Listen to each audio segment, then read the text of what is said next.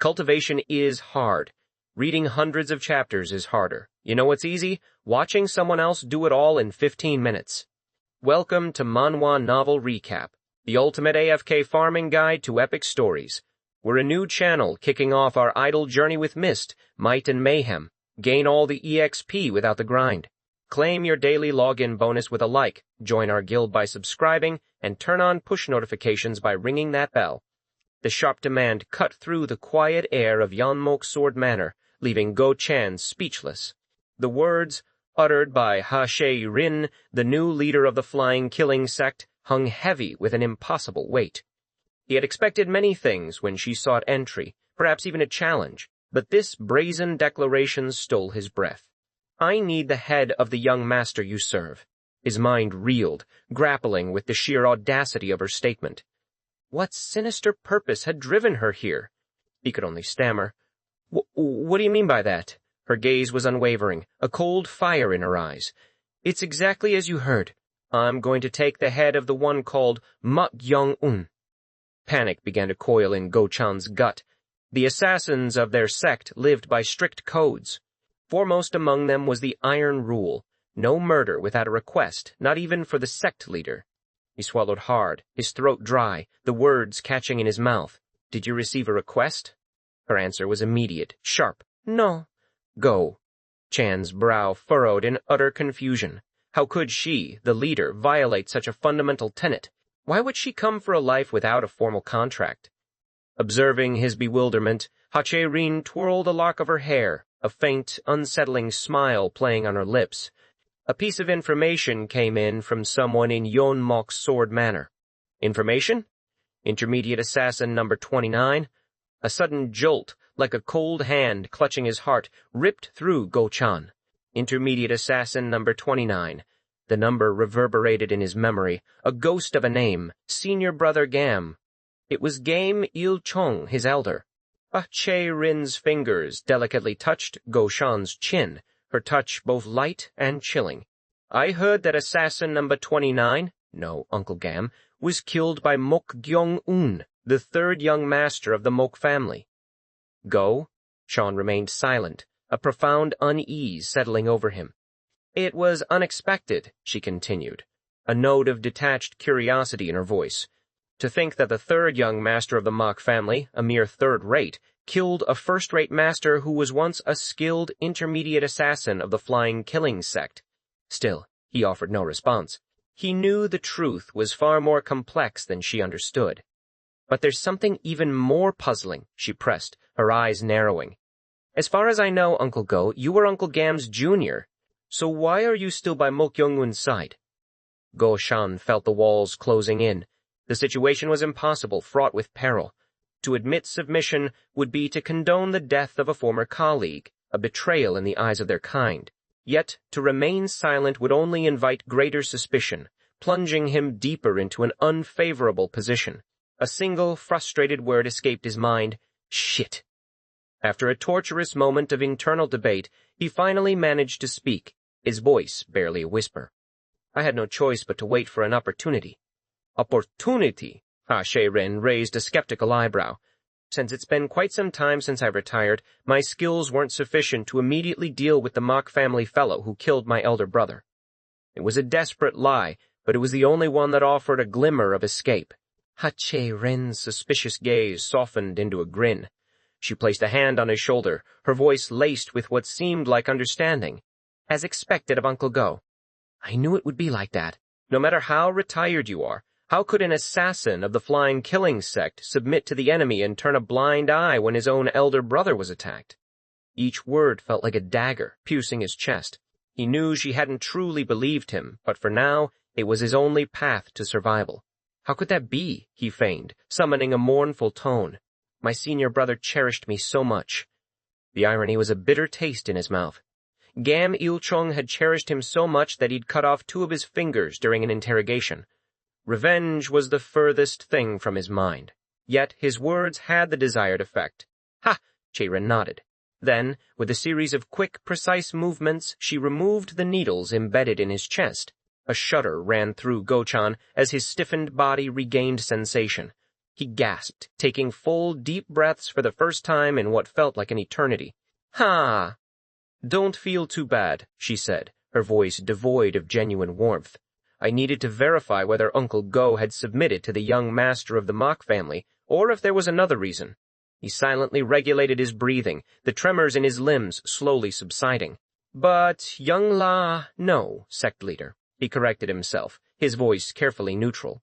"Yes, this isn't a matter that requires the sect leader to personally intervene, so why?"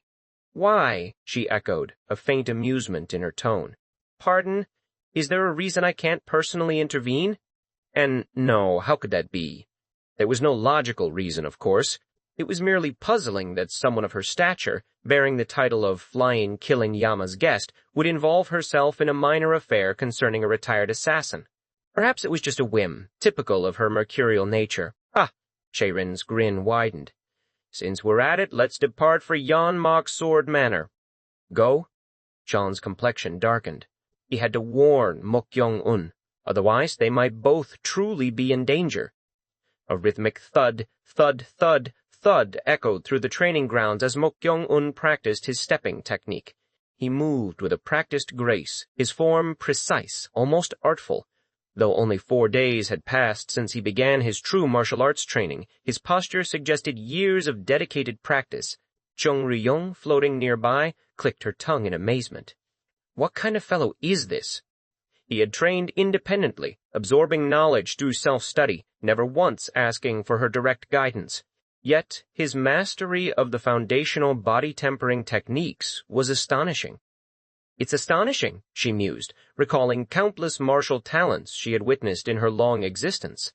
This particular type of genius was new to her. Most beginners started with basic forms, connecting them to build complete techniques. Mastery of these forms was paramount, requiring endless repetition to ingrain the movements into the body's very fibers. In the perilous world of the martial arts, where life and death encounters could be decided in an instant, instinctive muscle memory reactions were often the difference between survival and demise. But Mok Gyeong-un was different. Except for the first time he assumed the posture, he never made a mistake from the second time onward. His form was flawless, repeated dozens of times over 3 hours without the slightest deviation. This miraculous feat was possible due to 2 unparalleled conditions: his incredible memory and his body's uncanny ability to perfectly embody what his mind conceived. He could physically reproduce exactly what he learned or intended, with almost no margin for error. There were minor sections where specific muscles needed development, requiring repeated adaptation, but otherwise the necessity for long-term physical training seemed almost negligible for him. A soft puff of smoke unfurled from her pipe as she continued to observe, the tobacco burning steadily. A constant urge to teach him, to impart her vast knowledge, stirred within her. But she suppressed it. Only the truly qualified could learn her techniques, and in any case, he had already obtained the breaking thought 8 forms, a supreme enlightenment in itself. That alone was an immense fortune. Mok Gyeong-un, after nearly 3 hours of continuous practice, finally adjusted his stance and regulated his breathing, a faint mist of exhalation dissipating in the air. "Phew! How long are you going to keep doing this?" Chung Ryong's voice echoed in his mind. The sun, once high in the sky, was beginning its descent. "Is that so?" He glanced at the fading light. Since dealing with the escort guard Gam and acquiring the body of the outer hall master, Sang Umbek, through the spectral Ma Sung, Mok Gyeong-un had enjoyed a newfound freedom of movement. He had spent the last 4 days immersed in the basic martial arts techniques of Yeon Mok Sword Manor, his primary purpose here. The conditions are favorable. He acknowledged the rare, uninterrupted peace. It was ideal. However, he knew this tranquility was fleeting. The moment the Forge Master's breath ceased, a cascade of troublesome events would surely follow. Leaving at an appropriate time wouldn't be bad. He already possessed the martial arts he sought. There was no longer any need to linger in this place. His solitary goal remained unshaken. He clenched his fist, a phantom sensation of a skull in his grasp. His true purpose was to fashion a wine cup from the skull of the wretch who had murdered his grandfather and place it reverently on his ancestral altar. With a bright smile, Mok Gyeong-un finally turned to Chung Ryong. Then shall we go in and have a meal? The corners of Chong Ryong's incorporeal mouth twitched upward, as if she had been waiting for that very invitation. Across from Mok Gyeong-un, absorbed in the pages of a book, a young maidservant devoured her meal with an enthusiastic relish. The girl, her face alight with pleasure, savored each bite of braised pork, washing it down with a hearty gulp from her wine cup. Gulp. This taste is the best. Mok Gyeong-un chuckled softly, watching her enjoyment. The maidservant, none other than Chong Ryong, currently possessing her body, refilled her cup. What are you laughing at? You seem to be enjoying it a lot. One of the 3 joys of the living is eating. Someday, even you, mortal, will realize that this world is good even if you roll in a shit field. Her voice, though the maidservant's, carried Chong Ryong's ancient wisdom and weary humor. Every mealtime, she would slip into the body of the maidservant who delivered the food. For 4 days, this had been her singular joy. But the ephemeral pleasure never lasted. Chong Ryong's gaze fell upon the back of the hand holding the wine cup, and she clicked her tongue in annoyance. Tsk, tsk. The veins beneath the maidservant's skin were already turning black, bulging ominously. An ordinary human body simply could not withstand the presence of an Imamangyang entity like herself for long. 4 days prior, she had attempted to inhabit a different, pretty young maidservant, only for the girl to nearly perish from the ordeal. This one can't even endure for a moment, she grumbled. Just bear with it a little, Mok Gyeong-un replied calmly. Until a suitable body appears. Hurry up and find one for me, she insisted, impatience coloring her voice. Mok Gyeong-un merely smiled, a hint of mischief in his eyes. He had no immediate intention of finding her a permanent vessel. Chong Ryong, powerful and constantly by his side, was an invaluable trump card, and he preferred her to remain in her current manageable form. Don't nag. Yes, she conceded, though the hint of annoyance lingered. By the way, you're too interested in exorcism techniques. Because it's interesting, he simply stated. The book in his hands was an exorcism manual, the 6 people's spirit summoning technique, among the possessions of the deceased diviner Sak. Mok Gyeong-un had ordered all of Sak's belongings brought to him, and he had found a wealth of useful items, far more than from the diviner Myosin. There were numerous talisman techniques and a considerable collection of related talismans, enough to deeply pique his curiosity. There are quite a few interesting techniques here, he murmured, his gaze tracing the characters. For example, the dead. Suddenly, a subtle tremor ran through him. He flinched, his brow furrowing, and his head snapped to the side. Chong Ryong, observing his sudden change, noted with a glint in her eyes, "You've really become sensitive." Mok Gyeong-un closed the book, his attention now entirely elsewhere. He rose from his seat. A quarter of an hour earlier, in Go Chan's room, he presented a set of maidservant's clothes to Ha Che-rin. These are the clothes worn by the young maidservants. She lifted them with a delicate finger, examining them with a slight chuckle. So tacky. The courtesan clothes are better. Go! Chan cast a fleeting glance at her. His mind raced, desperate for a way to warn Mok Gyeong-un. He had to act.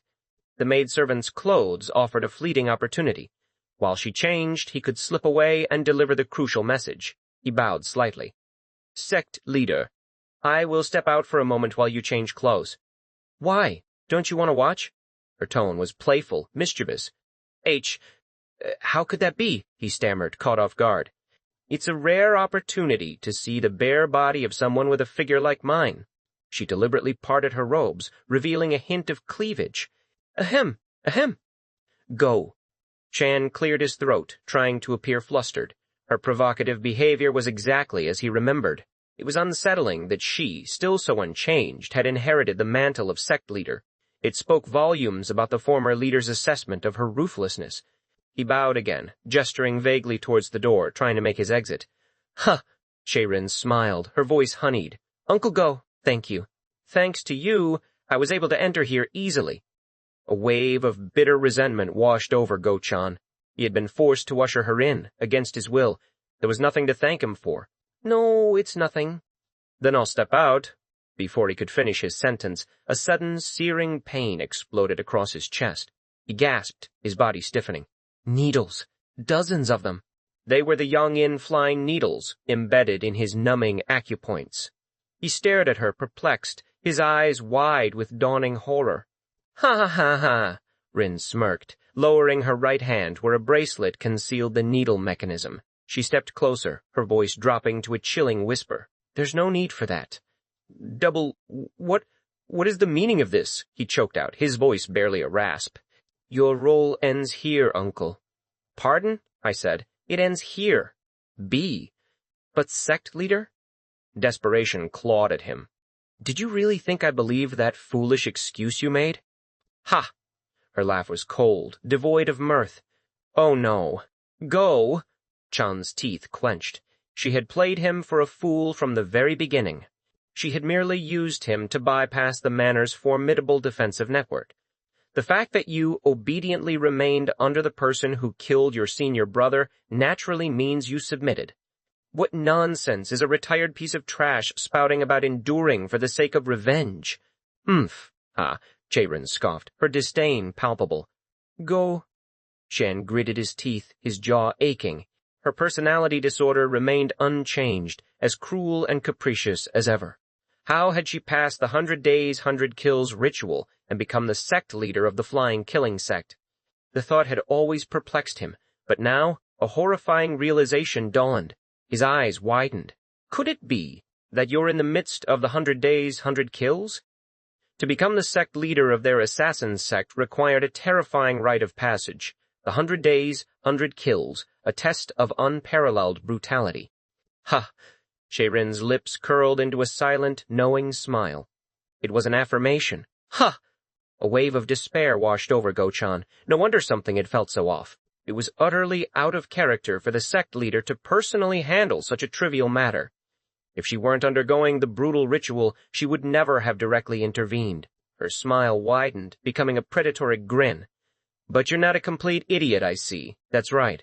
The 60th sacrifice of the 100 days, 100 kills is none other than Mok Gyeong-un, the third young master of Yeon Mok Sword Manor. Go-chan felt utterly drained by his own powerlessness. When had everything gone so wrong? This tangled mess, this impending disaster, had all begun with the appearance of the fake Mok Gyeong-un. No, he corrected himself bitterly.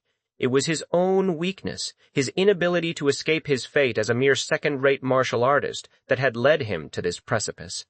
At that moment, Ha Jae-rin drew the dagger from Go-chan's waist.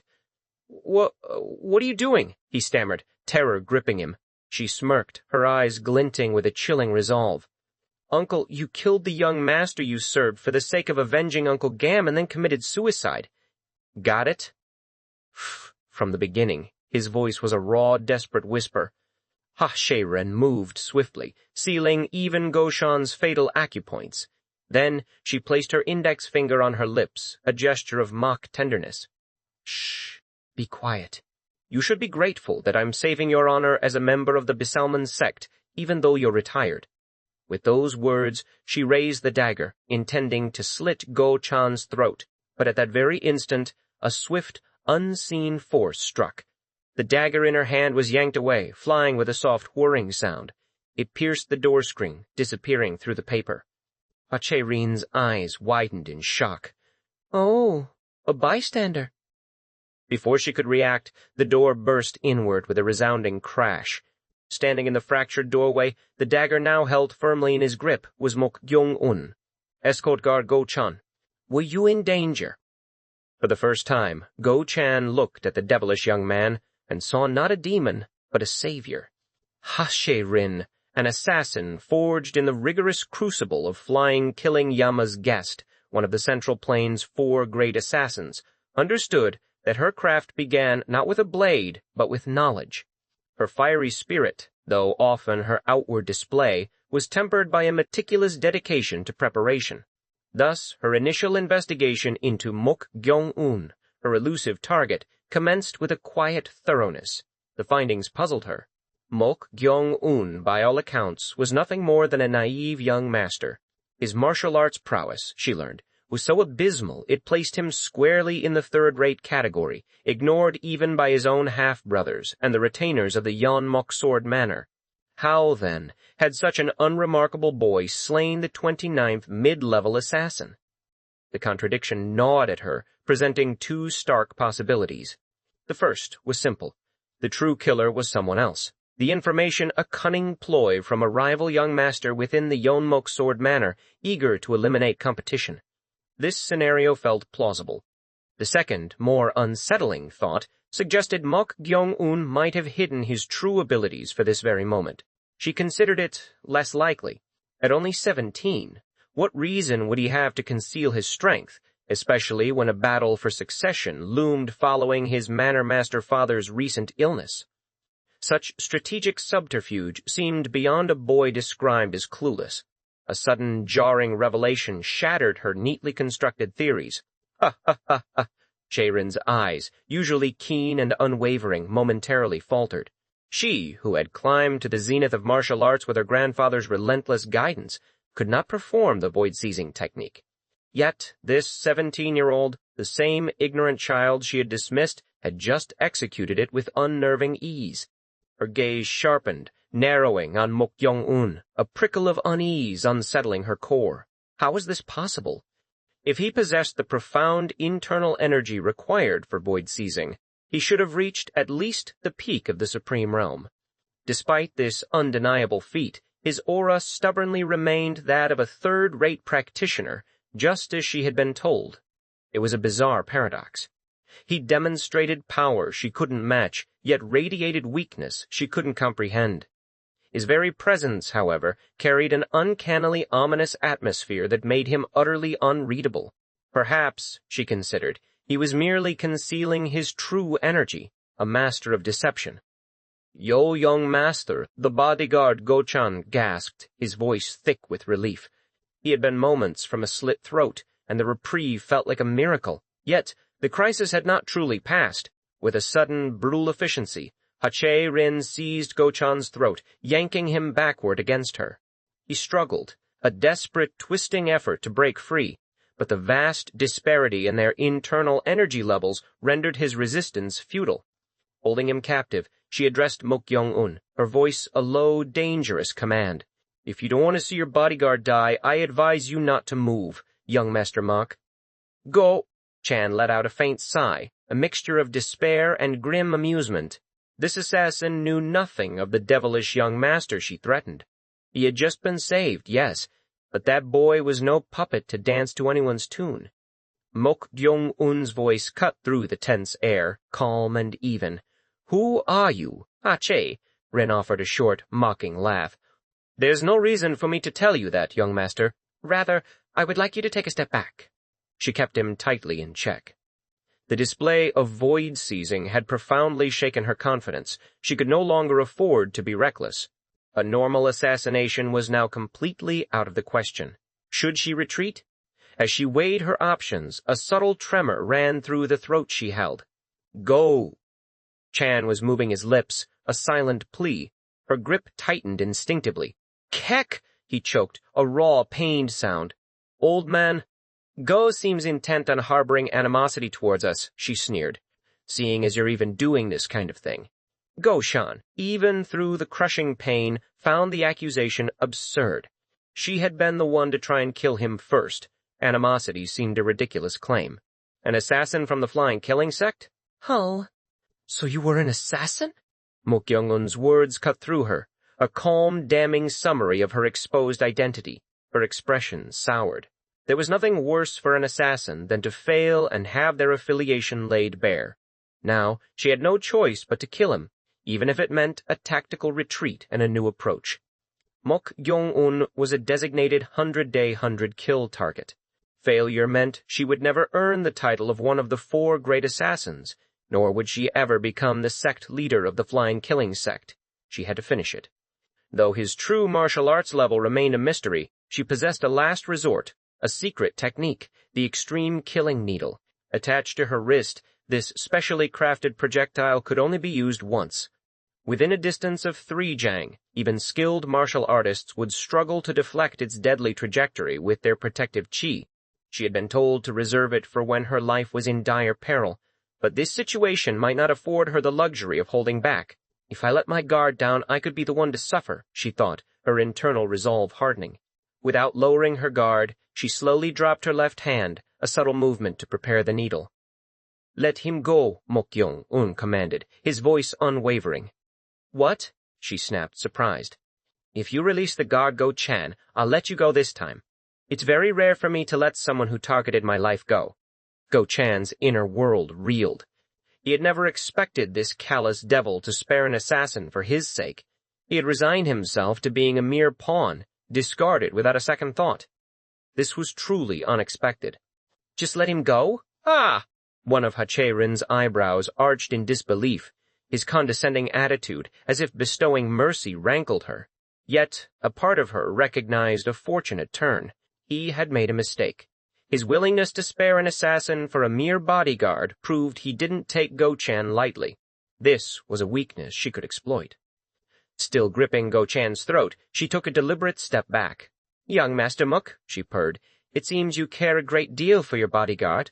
"Not particularly," he replied, his tone devoid of warmth. "It's just my whim that I don't want to let a useful person like bodyguard Go-chan die right away." "Whim? Ha!" Hache-rin scoffed. "Well then, if you want to save this person's life according to your whim, move back 10 steps and kneel down. Then I'll release the bodyguard as soon as I leave the estate." As she spoke, she used the hidden angle of her wrist to trigger the mechanism, loading the extreme killing needle. She had already meticulously visualized the unfolding scenario. The moment Mok Gyeong-un retreated, she would use Go-chan as a human shield, push forward, and fire the needle from her concealed position. "Hurry up and step back!" A sharp intake of breath. At that very instant she noticed Mok Gyeong-un's gaze was not on her but slightly behind her. A sudden chilling intuition flared. Her body flinched. Reacting instantly, she snapped her wrist, firing the spectral needle at the empty air behind her. Poof, poof, poof, nothing. What? She was certain she had felt something approach from behind, an eerie, unsettling sensation. But there was nothing there. Pak! Kak! In a flash, she yanked Go-chan, twisting her body to the side. A dagger zipped past, barely grazing her right. Mok Gyeong-un's eyes gleamed with interest as he watched her dodge. She was faster than Mok Yu-cheon, and her perception was far more sensitive. A disembodied voice, Chung Ryong's, floated into his thoughts. The senses of a peak-level expert are incomparable to those of a first-class martial artist.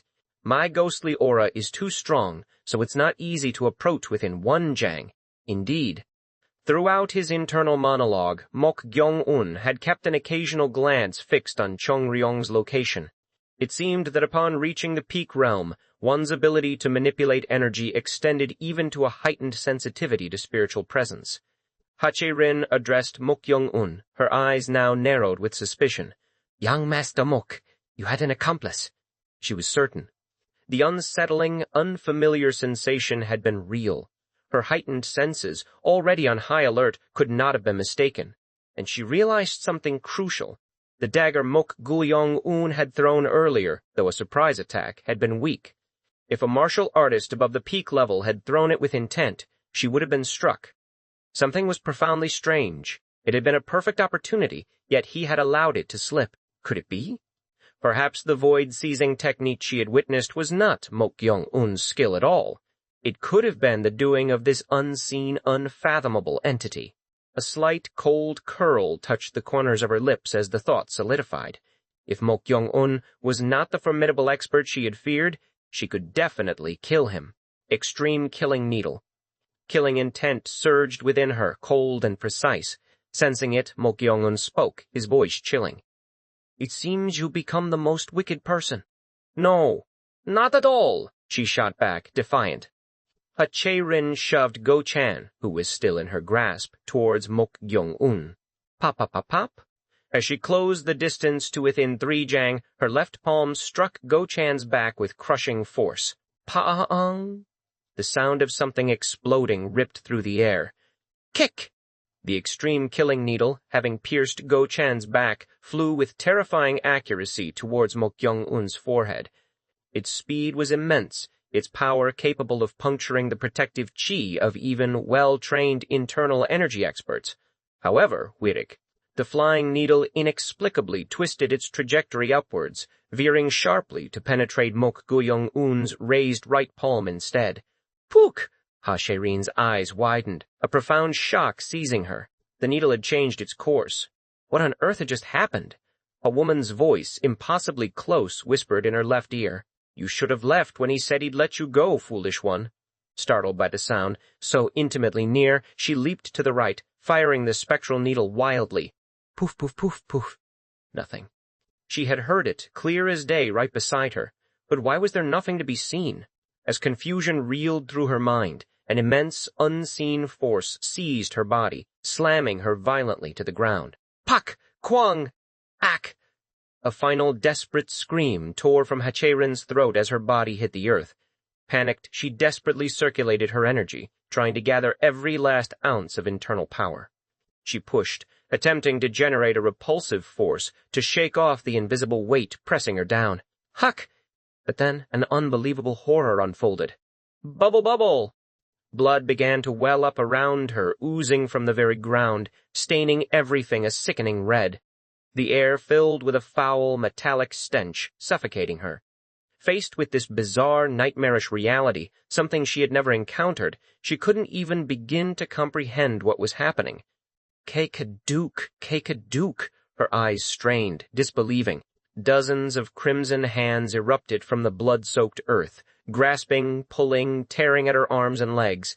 Her heart hammered against her ribs, threatening to burst from sheer terror.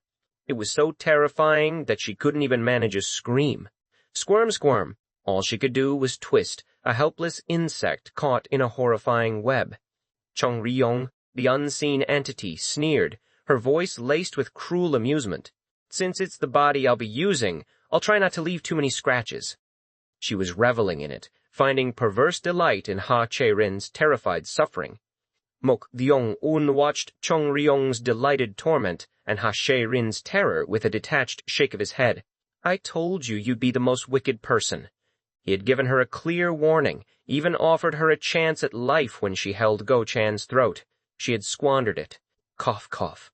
Mok Gyeong-un turned his attention to Go-chan. The bodyguard was rapidly turning blue, his body growing cold, blood frothing at his lips. The extreme killing needle had pierced his chest, undoubtedly penetrating his heart. There was no hope for him. Mok Gyeong-un's voice was dry, devoid of true emotion. What a pity. "I thought we could have been together a little longer." He had done his best to save him, he mused. But Go-chan was truly unlucky. He looked down at the dying man. "You've worked hard. I won't forget Go-chan's efforts. Cough, young master, I don't want to. Die." "Go," Chen muttered, his words a desperate, broken plea. It was the primal, unyielding desire for life of a man teetering on the precipice of death. Mok Gyeong-un stared at him with an indifferent gaze. "Your attachment to life is strong. Cough, cough, please." As Go-chan's eyes glazed over, fading into the mists of oblivion, Mok Gyeong-un's lips twitched, a chilling thought crossing his mind. There might be room for us to be together a little longer. With those words, he reached into his waist, pulling out a small talisman marked with red ink. "Go!" John's vision was too blurred to make it out. Mok Gyeong-un placed the talisman on Go-chan's forehead, then settled his palm over the dying man's chest. "According to the ghost summoning technique," he intoned, his voice low and resonant, "vengeful spirits are born not only from strong resentment, but also from the overflowing resentment and death energy at the place of death." As the last word left his lips, a chilling, ominous energy surged from Mok Gyeong-un's palm, wrapping around Go-chan. "Oh!" The darkness was absolute, a profound void. It swallowed all sensation, all light, all sound. Go-chan existed within it, yet felt no part of his own form. It was a terrifying, infinite emptiness. His mind remained startlingly clear. Am I truly dead? The thought echoed in the silent abyss. He considered his life a stark, desolate path. An orphan, he never knew his parents. Snatched into the grim world of assassins, he spent half his existence taking lives. He had finally retired, dared to dream of a normal life. A cursed impostor shattered it all. Bitterness welled, a final despairing lament. He wondered where he was going, what lay beyond this terrifying oblivion. Death, he had always mused, was a great mystery. Then a voice, faint at first, then growing clearer, cut through the impenetrable silence. It was familiar, sickeningly so. With meager words and numbers, success lies in timing. Today's alcoholic offering enters the profound realm. It communicates with spirits I rely on, spirits I seek. Weighing ceremonial fruit, I bear regret. I carry sacred fragrance within me. A wave of nausea washed over him, a phantom sensation. It was Mok Gyeong-un, an assassin he never expected paradise. But this torment, hearing that man's incantations, was a cruel joke. The voice continued, weaving its strange, ancient rhythm. The third invocation, a leisurely return and surrender. 8 pecks and 8 flavors, fresh and new. Choose wisely, devote yourself to the knowledge of the spirit's desires. As the words faded, an unseen force seized him. It pulled with overwhelming strength. The suffocating void receded. Faint stirrings of lost senses replaced it. Light, a blinding rush, flared into his vision. He blinked, struggling to adjust. Mok Gyeong-un stood before him, hands still forming an intricate, alien seal. Confusion flooded. Go-chan, he had been certain he was dead. Beside the impostor, a woman stood with a stunned expression. Her face was captivating. A chill ran down Go-chan's non-existent spine. It was Hachae-rin, the woman who aided Mok Gyeong-un. Why were they staring at him so intensely? Go! Chan tried to speak, but no sound escaped. Ha! Chae-rin broke the silence, her voice flat. Did it work? Yes, it seems to have succeeded. The half-6-8 spirit summoning technique. Mok Gyeong-un's words hung, incomprehensible. What arcane ritual was this? He knew nothing of such sorcery, of talisman arts controlling ghosts. Mok Gyeong-un lowered his hands, a casual gesture. Go-chan, let me apologize first. Go-chan finally found a voice, eerily not his own. It was a raspy, ethereal whisper, devoid of substance. Huh? What? He stared at his trembling palm. It was translucent, hazy like smoke. He could see through it. What strange nightmare was this? Mok Gyeong-un shrugged, unperturbed. Reviving you was impossible. I tried to turn you into a corpse ghost using the 6-person spirit summoning technique. That failed. My death energy is still insufficient.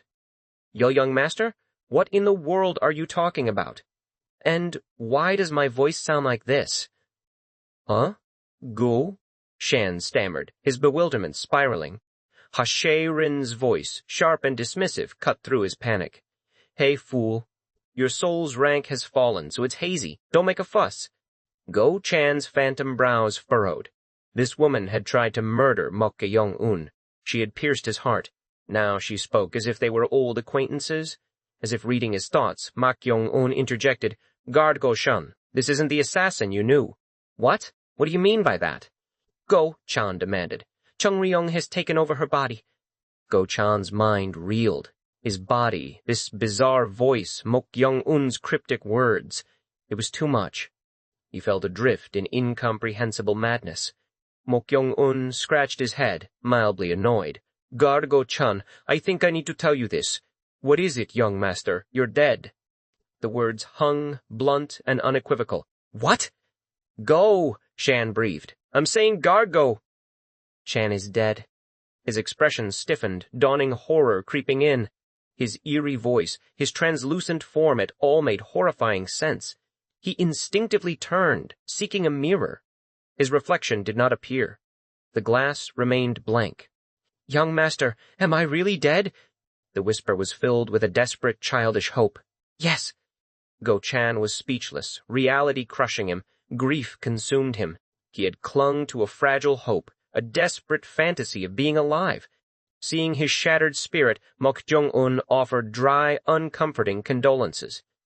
May you rest in peace. Are you mocking me right now? Are you playing with me?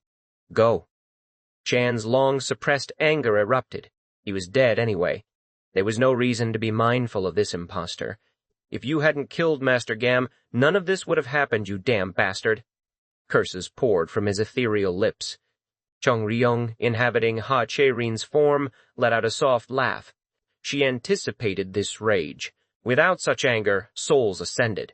Mok Gyeong-un had forcibly bound him, twisting him. His rank had fallen too, she mused. Go. Sean was a low-grade spirit, barely a street-level phantom.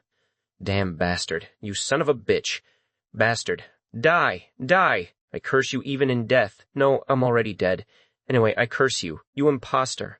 From the 4th generation to the 5th generation, misfortune... Phew. Shut up. Mok Gyeong-un's voice was a weary sigh. An impossible thing happened. Goal. Sean's mouth clamped shut. He strained, struggled, willed the curses to escape. His lips remained sealed, his voice stolen. Why? To Go-chan's bewildered silence, Mok Gyeong-un smiled. Although you're dead, Guard Go-chan has become my servant ghost through the half-6/8 spirit summoning technique. Go-chan stared, incomprehension clouding his hazy form. What did that mean? You're curious about a servant ghost, simply a slave ghost. Yes, think of it that way. A slave ghost? Ha! Do you want to die, fool? Chong Ryong glared at Mok Gyeong-un, snarling. Mok Gyeong-un waved a dismissive hand. He's a ghost who cooperates with me. Go. Chan remained silent. You can't speak. If I let you, will you keep cursing? Go? Chan shook his head vigorously, a pathetic, desperate gesture. How obedient. Then you can speak again. His voice returned. Go! Chan was plunged into fresh confusion. He had believed death would free him. He could vent his rage, but even now, in spectral form, he was bound by Mok Gyeong-un's whim. Shit. The curse formed in his mind but remained unspoken. The knowledge that Mok Gyeong-un could control him with a single word instilled profound, chilling fear. What was he? He had witnessed strange feats before. This was beyond belief. The power to subjugate even the dead was monstrous. To Go-shan's terrified silence, Mok Gyeong-un spoke, almost cheerful. Guard Go-shan, I'm glad we can continue. Glad? Go-shan was aghast. Did Mok Gyeong-un think he would be happy remaining enslaved even in death? It was disheartening, distressing. You don't like it? Go. Shan remained silent. It seems you don't like it. Then should I just let you go? A flicker of desperate hope ignited. To be released, to find peace, perhaps an afterlife. As he yearned for release, Mok Gyeong-un glanced at Chong Ryong. I don't know the technique to release a servant ghost yet. Is there any other way? If I knew that, would I be in this state? Chong Ryong retorted. I see. Or if he desires it so much, Chong Ryong continued, you can forcibly exorcise him. What is exorcism? Go-chan asked, cold dread seizing him.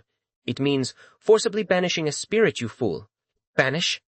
Then does that mean I'll die? That's right. I'm already dead, though. If you die further, you'll be annihilated. Does that mean I'll vanish? Yes, you'll vanish from this world. Who knows what else might exist, but I haven't experienced it. Go-chan's ethereal face paled, his form quivering. He had envisioned release as passage to an afterlife, final rest. But this was absolute extinction. The thought of complete annihilation, of ceasing to exist, was a terror beyond anything he had known. Yo, young master! Go! Shan crumpled, translucent knees hitting the floor. He bowed, pleading desperately. I misspoke. Having just died and being confused, I was rude to you, young master.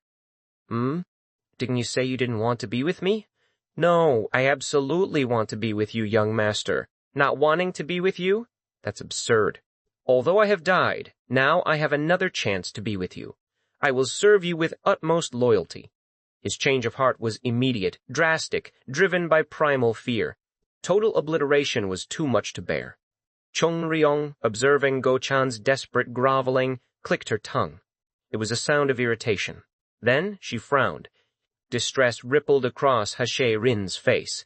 Mok Gyeong-un noticed. Is it as expected? He asked. This one can't endure it either. I thought it would be better, but it's a useless wench.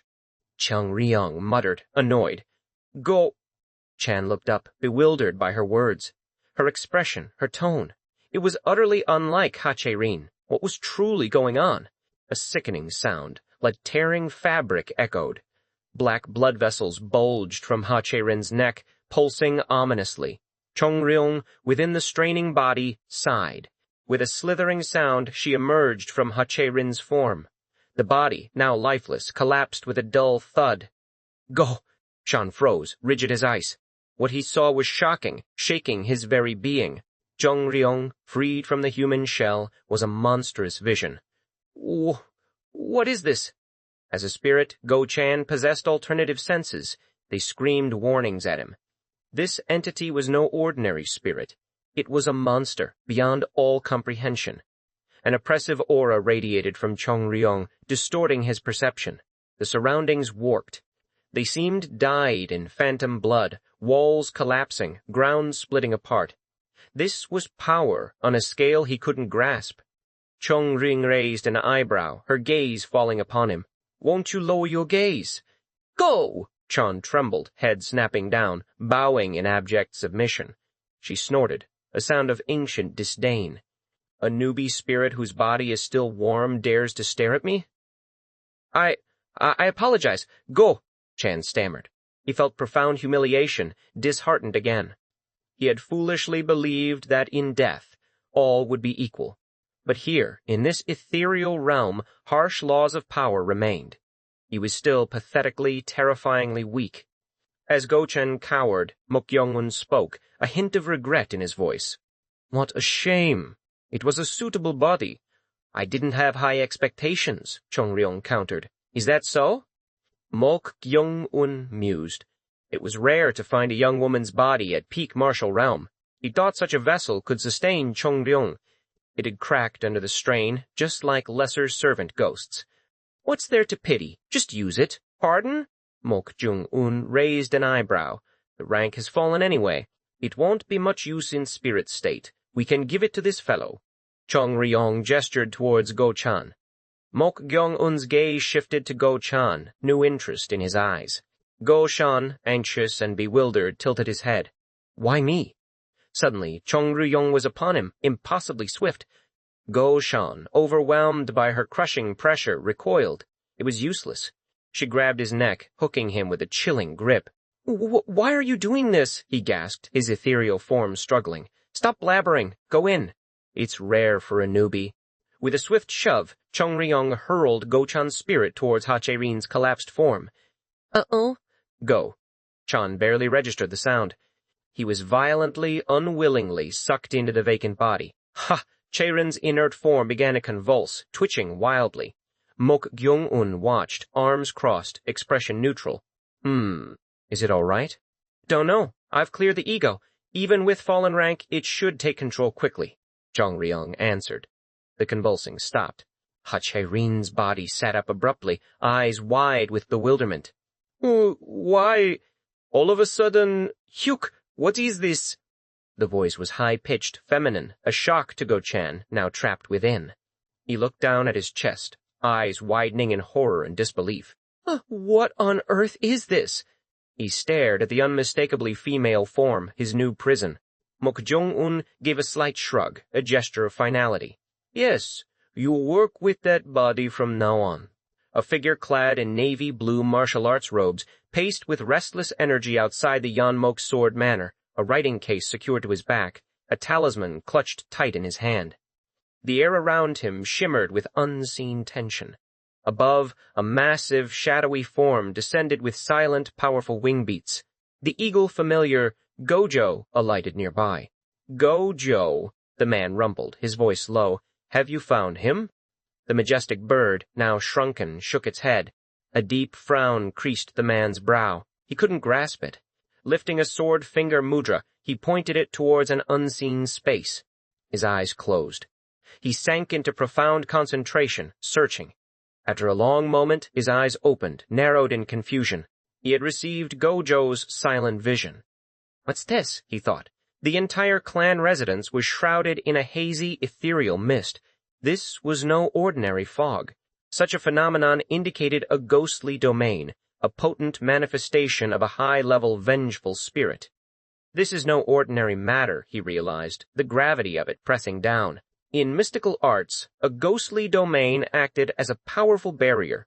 Only vengeful spirits of green ghost level and above could command such power. How do I deal with this?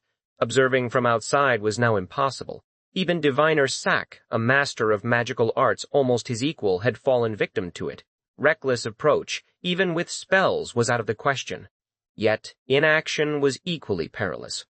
The madam's wrath, ignited by the failures of the ghostly spirit pavilion, burned fiercely. He murmured. His gaze drifted. He watched a young man, clearly drunk, stumble along the path, supported by two courtesans. The youth swayed precariously, then collapsed, vomiting. The courtesans tried to rouse him. "Oh my!" one exclaimed. "Young Master Mok? Young Master Mok? You should go home and rest. Didn't you promise to show us around?" A faint groan escaped the young man. He remained unresponsive. The courtesans exchanged swift, knowing glances. Seeing their opportunity, they discreetly began rummaging through his pockets. A faint, almost imperceptible smile touched the man's lips as he watched the scene unfold. Go-chan was a red spirit, the lowest rank of vengeful entities.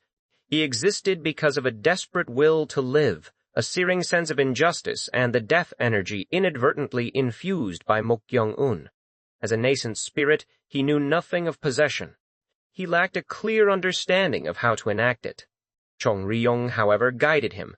Slowly, painstakingly, he learned to assert control over Ha Che-rin's body. As Ha Che-rin's consciousness receded, suppressed by Go-chan's encroaching will, fragmented memories began to surface. A room stained crimson, a heart brimming with unbridled resentment. "Grandfather? You can't be dead, right?" "Grandfather, you're one of the 4 great assassins of the Central Plains, the flying killing Yama's guest. Get up, you can't die. Get up. The position of sect leader is vacant, and you want me to complete the 100 days and nights? What kind of nonsense is that?" "Just do it. Do it." "Grandfather, I will definitely inherit your position and avenge you, no matter who it is." Through Ha Che-rin's stolen memories, Go-chan pieced together a shocking truth. The sect leader, a man revered as one of the 4 great assassins, had been suddenly murdered. His death had plunged the flying killing sect into internal chaos. Ha Che. Rin herself had been undergoing the 100 days and nights ritual, a sacred tradition to become the next sect leader. Was that so? Astonishment rippled through Go-chan. The deceased sect leader, a supreme master at the peak of the transcendent realm, had boasted an almost perfect success rate in assassinations. He was a true pinnacle in the assassin world. Yet, this extraordinary master had been unexpectedly killed. Ha Che-rin's memories hinted that even she suspected the involvement of another of the 4 great assassins. If this proved true, the flying killing sect's quest for vengeance would be fraught with insurmountable obstacles. Of course, that was their problem. Go-chan's immediate desire was simpler, more personal. "Sir," his voice, a soft, feminine whisper, made him shiver. "Please remove me from this body." Goosebumps erupted across his skin. His arms tingled with an unsettling sensation. It was his own voice that caused it. Imagining being the opposite sex was one thing, living it was another. "If I remove you," Mok Gyeong-un stated, his voice even, "I'll have to deal with that woman immediately." A heavy silence descended. She was an assassin who had targeted Mok Gyeong-un. He couldn't let her live. That woman is the granddaughter of the flying killing sect's Manor Master, right? "Didn't you say she's the next sect leader?" Mok Gyeong-un pressed. "Well, yes, but—" Go-chan stammered. "I came here because of the now-dead guard gam," Mok Gyeong-un continued. "But if his granddaughter dies, things will get even more troublesome, don't you think?" "That's true." "Go!" Chan's voice faded. He could not refute Mok Gyeong-un's logic. The disciples of the flying killing sect, despite her challenging temperament, held immense loyalty for the late flying killing Yama's guest. Ha Che-rin's death would ignite their fury. They would employ every resource to hunt down Mok Gyeong-un. He secretly wished for that outcome. "I wish he would die." But a grim realization followed. If Mok Gyeong-un died, Go-chan too would perish. This was the inescapable fate of a spirit bound by such a connection, as Chong Ryong had explained. Shit. The irony was a bitter pill. He was a slave, shackled by an unseen chain. He couldn't permit Mok Gyeong-un's death, even if his entire being screamed for it. Go. Chon found himself trapped in a quagmire of conflicting desires. A sigh escaped Chong Ryong. She clicked her tongue, exhaling smoke from her long pipe. "Why do you look like you're about to die, newbie? You should be grateful just for possessing a living body." "Grateful? For this?" If gratitude was the currency, couldn't she have put him in a male body? Fear of Chung Ryu-young, however, made him voice words that betrayed his true feelings. Well, that's true, but you were a weakling when you were alive, weren't you? She prodded, her voice devoid of mercy. Go. Sean remained silent. To be merely second-rate at that age, even after retiring as an assassin, means there was almost no hope for you. Her words were a fatal blow. Each syllable Chung Ryu-young uttered was a sharp dagger, twisting in Go-chan's already tormented spirit. He found himself speechless in a different sense. Suddenly, a swift motion. Go-chan instinctively tilted his head back. Young Master? The sole of Mok Gyeong-un's shoe hovered inches from his nose. A moment later, and it would have struck his chin. You're definitely fast, Mok Gyeong-un remarked. Even faster than when you were alive. What? Go-chan frowned. He reflected on the movement. It hadn't been his. He had followed the body's lead. Ha! Sheiren's body. A master at the peak of the transcendent realm. Her intuition was immeasurably more acute than his own, a mere second-rate martial artist. Ah! The realization dawned. Chung Ryu-young chuckled. Why are you so surprised? It's only natural since you've possessed a strong body. Is that so? He mumbled, still processing. Still, it's best if you adapt to it, Chung Ryu-young advised. Newbie, given your low level, it will take more time for you to fully utilize that body. Even among vengeful spirits, a hierarchy existed. Chung Ryu-young, a two-demon, two-spirit entity, could draw out power surpassing the original body she possessed. Go-shan, a lowly red spirit, could not. Nonetheless, inhabiting the body of a supreme master meant he was incomparably stronger than his living self. Peak. A strange sensation rippled through Go-chan. His lifelong ambition, while alive and cultivating, had been to reach the first-rate level. Despite his fervent desire, talent had eluded him. He had never crossed that threshold. Now, he found himself occupying a body that had scaled the very pinnacle of martial arts. The implications shifted his feelings dramatically. You seem to be pleased now, I see. Chung Ryu-young's remark brought Go-chan back to reality. He waved his hands in denial. Though captivated by the sheer power of being at the peak, the undeniable fact that it was a woman's body continued to gnaw at him. Being a newbie, your thinking is still mundane, Chung Ryu-young clicked her tongue. Once one accepted the reality of death and the concept of being a spirit, the physical body became little more than a temporary shell. Of course, there was a difference between a preferred shell and one that was disliked, but she found his aversion to a woman's body incomprehensible. Teask, you should be satisfied that you've obtained a young and beautiful body. I am a man. Even if being young is good, a woman's body is simply... If you dare to indulge in self-gratification while secretly admiring yourself in the mirror when no one's looking, Chung Ryu-young cut him off, a chilling promise in her voice, I will kill you. No. Why would I do such a thing? He had no such inclinations. Given a choice, he would have preferred a male body. Mok Gyeong-un then spoke, his voice softening slightly. For now, please adapt to that body. When an opportunity arises later, I will arrange for you to transfer to another one. Go-chan longed to demand an immediate change, but the situation offered no room for argument. He could only nod, a profound dejection settling over him. It seemed he had no choice but to inhabit Hache-rin for the foreseeable future. A strange unease pricked at him. Would this fellow truly allow him to switch bodies so easily? Just then, a hurried thump echoed down the corridor. Footsteps, quick and urgent, approached. A series of sharp knocks sounded on the door. Who is it? Mok Gyeong-un called out. Young Master. It's Bokyeon from the inner hall. Come in. The door swung open. A man in the uniform of the inner hall stepped inside. Bokyeon offered a swift, respectful bow. His voice, when he spoke, brimmed with delight. Young Master, rejoice. What? Mok Gyeong-un blinked. Why was he suddenly being told to rejoice? The inner hall guard, Bokyeon, practically beamed. The Manor Master has awakened. A sharp glint appeared in Mok Gyeong-un's eyes. A similar flicker of surprise crossed Go-chan's features, though he remained hidden within Hache-rin's body. The Manor Master had not been possessed. He had been on the verge of death, having succumbed to the demonic master's kill technique. Though Mok Gyeong-un had departed the body, the Manor Master had been severely weakened. Yet, somehow, he had survived. This was an unexpected turn of events.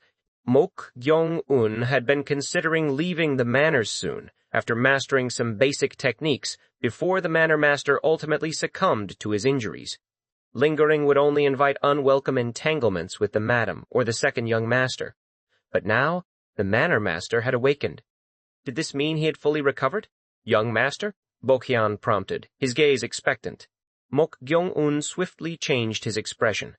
He placed a hand on his chest, a sigh of profound relief escaping his lips. Ah, what a relief! To hear that father has awakened. Chan inwardly clicked his tongue at the performance. Bokyeon, of course, was oblivious to Mok Gyeong-un's true nature. He harbored no suspicion. It's a blessing for the Yeon Mok Sword Manor clan, Bokyeon agreed, his joy evident. Indeed. Thank you for coming to inform me.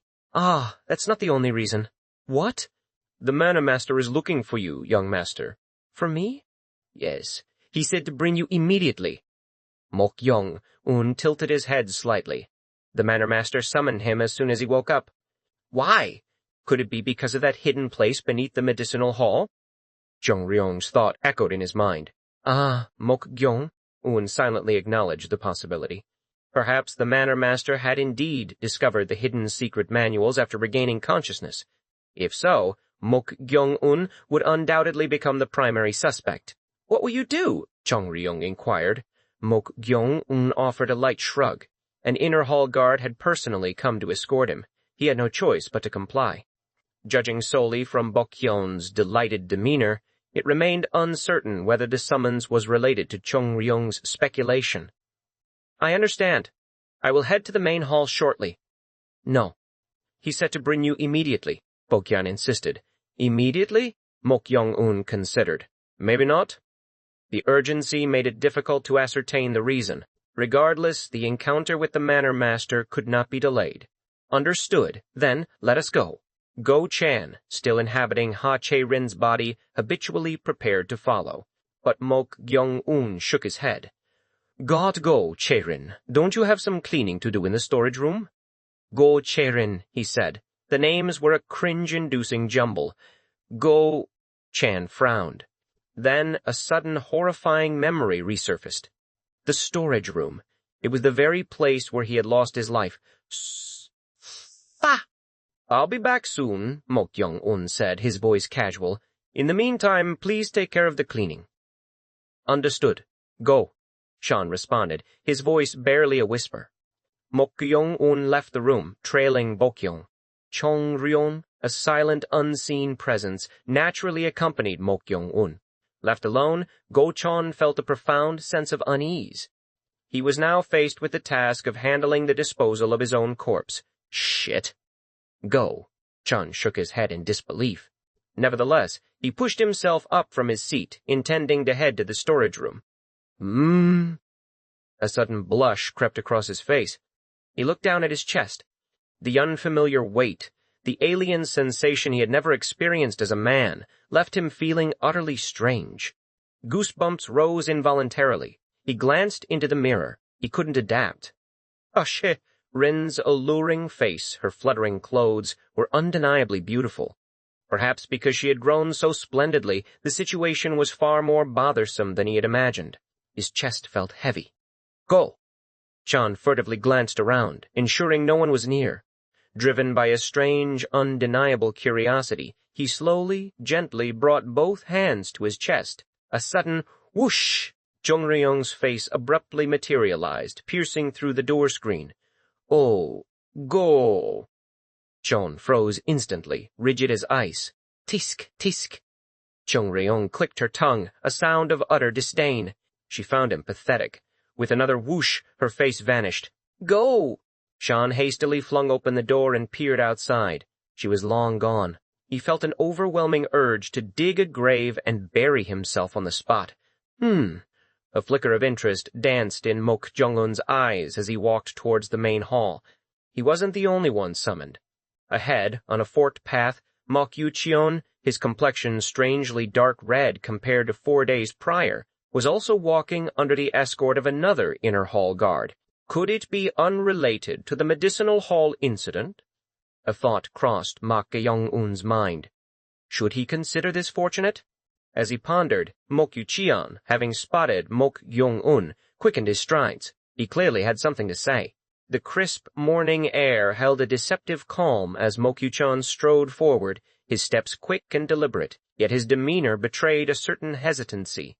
He approached Mok Gyeong-un, his younger brother, a silent question etched on his face, but the presence of the two inner hall guards, their gazes discreetly fixed ahead, seemed to seal his lips. Mok Gyeong-un, ever observant, offered a faint smile, his voice a soft ripple in the quiet courtyard. "It has been 4 days." Yucheon flinched, his jaw tightening. "Don't make idle talk. You—" He trailed off, the words catching in his throat like a tangled thread. Gyeong-un raised an eyebrow, a silent invitation to complete the thought. What could be the cause of such an obvious internal struggle? Yucheon merely gestured with his head, indicating their path to the main hall. They fell into step, the guards leading the way with an almost exaggerated sense of discretion. As the distance between them and their escorts widened, Mok Yucheon's voice dropped to a barely audible whisper, tinged with a raw urgency. Have you tried that thing?" "That thing." Gyeong-un feigned confusion, his tone light and even. "Keep your voice down," Yucheon hissed, a glance over his shoulder confirming the guards were still out of earshot. Gyeong-un chuckled, a low, throaty sound. "What are you talking about? Are you truly asking because you don't know?" Yucheon's frustration was a palpable force, thick in the air between them. Perhaps the ignited wood," Gyeong-un began, a glint of amusement in his eyes. "Shh!" Yucheon cut him off abruptly, his gaze darting to the guards once more. "Don't mention it directly. Just answer my question." Mok Gyeong-un knew precisely what his brother referred to. It was the Manor Master's exclusive secret manual, the ignited wood heart transformation method. Yucheon's complexion, noticeably darker than 4 days prior, was a glaring testament to the method's improper application. Yet, Gyeong-un maintained his facade of ignorance, a subtle game unfolding beneath the surface. "It's impressive that you haven't succumbed to delusion yet." "Whew!" Jung Ryung's smoky voice drifted from beside him, her pipe puffing a languid cloud. She, too, understood Yucheon's predicament. Gyeong-un had deliberately altered key characters in the oral formula, ensuring the inevitable side effects.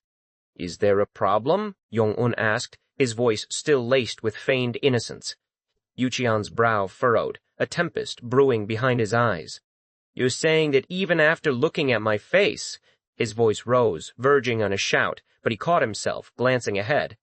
He swallowed the anger, forcing composure upon himself. "Did you try it or not? Just tell me that," Yucheon finally managed, his voice strained. Mok Gyeong-un's reply was nonchalant, almost dismissive. "If it were you, wouldn't you have tried it?"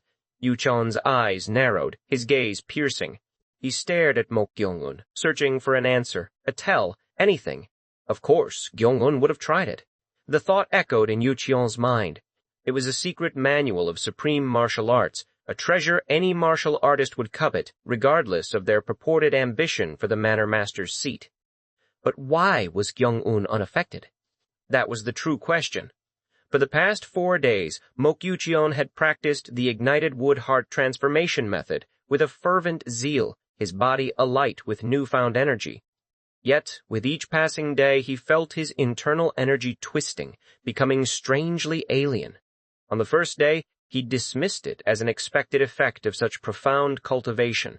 But now, his skin bore a dark red hue, and a profound unease gnawed at his core. Something was terribly wrong. Had Gyeong-un deceived him? The suspicion clung to him, a cold dread in his belly. It was difficult to confront Gyeong-un directly. He had, after all, recited the oral formula 9 times without hesitation. To accuse him of providing a fake meant admitting his own failure. If it was genuine, then the problem lay solely with him. That truth was impossible to accept. How could he, a master at the peak of the transcendent realm, struggle with a cultivation method that seemingly left this third-rate talent, Mok Gyeong-un, utterly unaffected? It would imply a misunderstanding or mispractice on his part, a blow to his pride too severe to contemplate. His fist clenched, knuckles whitening. No, it couldn't be. He didn't know the precise issue, but he would conquer it. He was a genius, not some mediocre talent. At that moment, Mok Gyeong-un spoke, his voice breaking the tense silence. "I'm not sure what the issue is, but now that the Manor Master has awakened, won't the situation change?" The corners of Mok Yu-cheon's mouth lifted, a flicker of hope illuminating his troubled features. Indeed, his father's awakening was a stroke of undeniable fortune. He had begun learning the Manor Master's exclusive martial arts through a clandestine deal, but many clan vassals still eyed him, a son of a concubine, with profound distrust. That unease had plagued him constantly. Now, with the Manor Master, his doting father, awake, the succession had once again tilted in his favor. The heavens truly smiled upon him. Perhaps the Manor Master's immediate summons was meant to solidify his successor, to make his decision abundantly clear.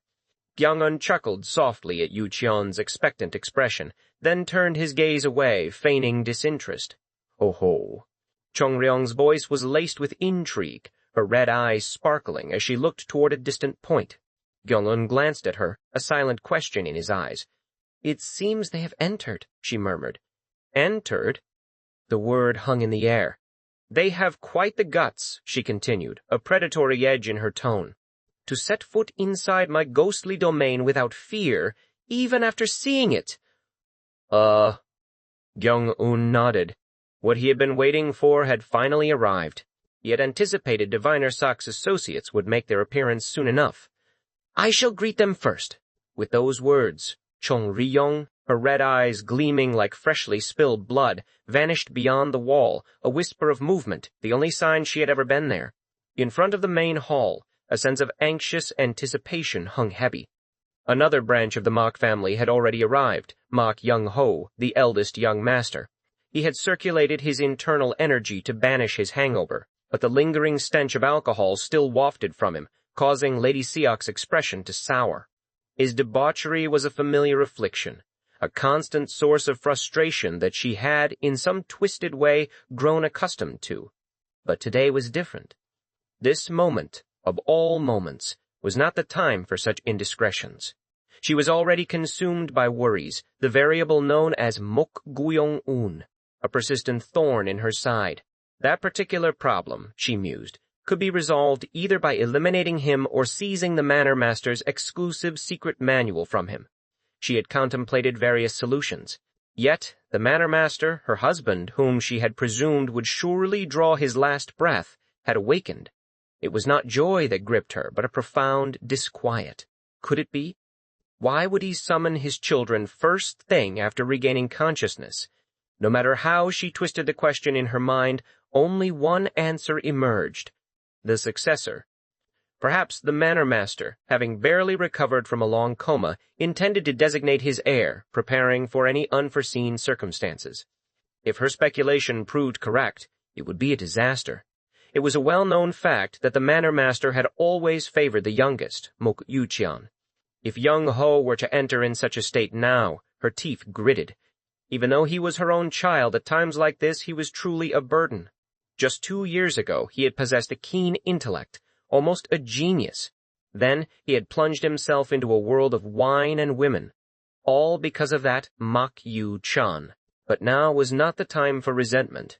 Young-ho! Yes, mother! Refrain from making unnecessary remarks in front of the Manor Master. I will handle everything, so you just stay quiet. Opening his mouth while reeking of alcohol would only invite ruin.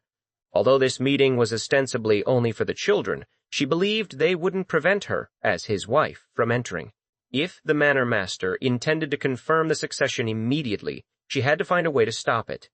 As she pondered, she noticed Lady Jang and the second son, Mak Un-pyong, approaching from the left pavilion's entrance.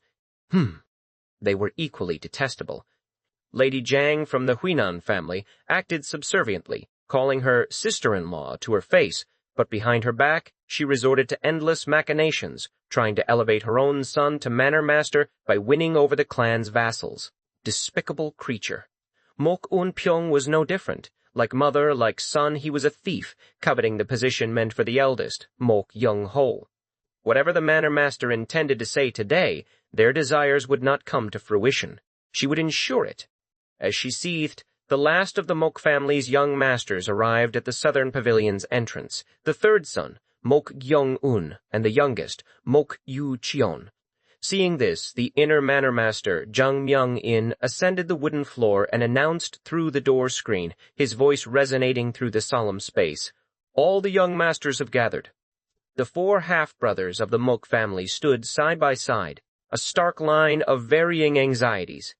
From left to right, the eldest, Mok Young-ho, the second, Mok Young-pyong, the third, Mok Gyeong-un, and the youngest, Mok Yu-cheon. Only these 4 had been permitted to enter the Manor Master's room. Lady Seok, the first wife, and Lady Jong, the second wife, had insisted on joining them, but the Manor Master's adamance had kept them outside, fidgeting with palpable anticipation. A subtle perplexity stirred within Mok Gyeong-un. He had expected them to display joy, a warmth welcoming their father, who had narrowly escaped death's clutches. Instead, they appeared utterly tense, a collective coil of nerves. Even Moku Cheon, reputedly the most cherished, was no exception.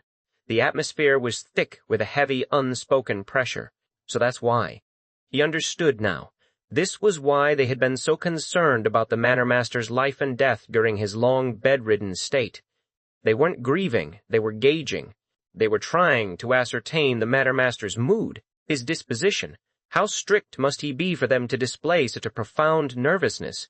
Mok Gyeong-un surreptitiously glanced at the Manor Master, who sat half upright on the bed.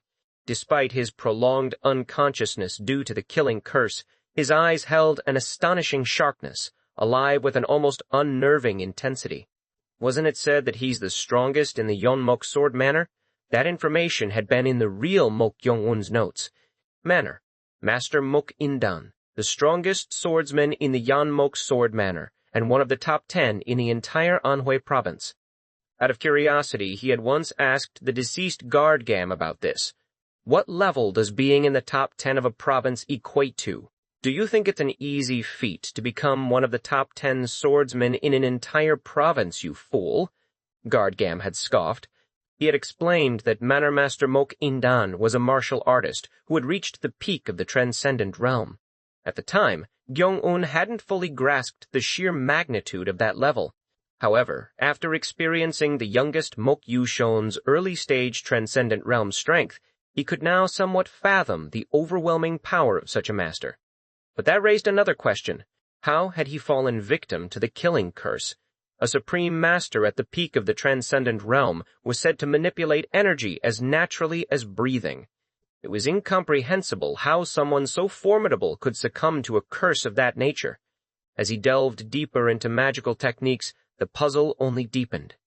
At that very moment, Mok Gyeong-un's eyes met those of Manor Master Mok In-dan. Unlike his brothers, Gyeong-un did not avert his gaze. He saw no reason to, regardless of the strictures of their father-son relationship. The Manor Master's attention was caught by this unexpected behavior. This child, who had never properly made eye contact with him since his mother's passing, did not now flinch. The bewilderment, however, was fleeting. Mok In-dan spoke, his voice clear and resonant. "Do you know why I summoned you all?" A strained silence descended upon the room. Each brother held the same thought, the same burning question in their minds, successor. But they dared not voice it, for to do so would appear presumptuous. Then the silence was broken. "Could it be that you summoned us all immediately after waking from your long illness to discuss the matter of your successor?" Everyone looked at the speaker, Mok Gyeong-un, with slightly startled eyes. He was being so straightforward. They cautiously gauged Manor Master Mok In-dan's reaction, bracing for a display of displeasure.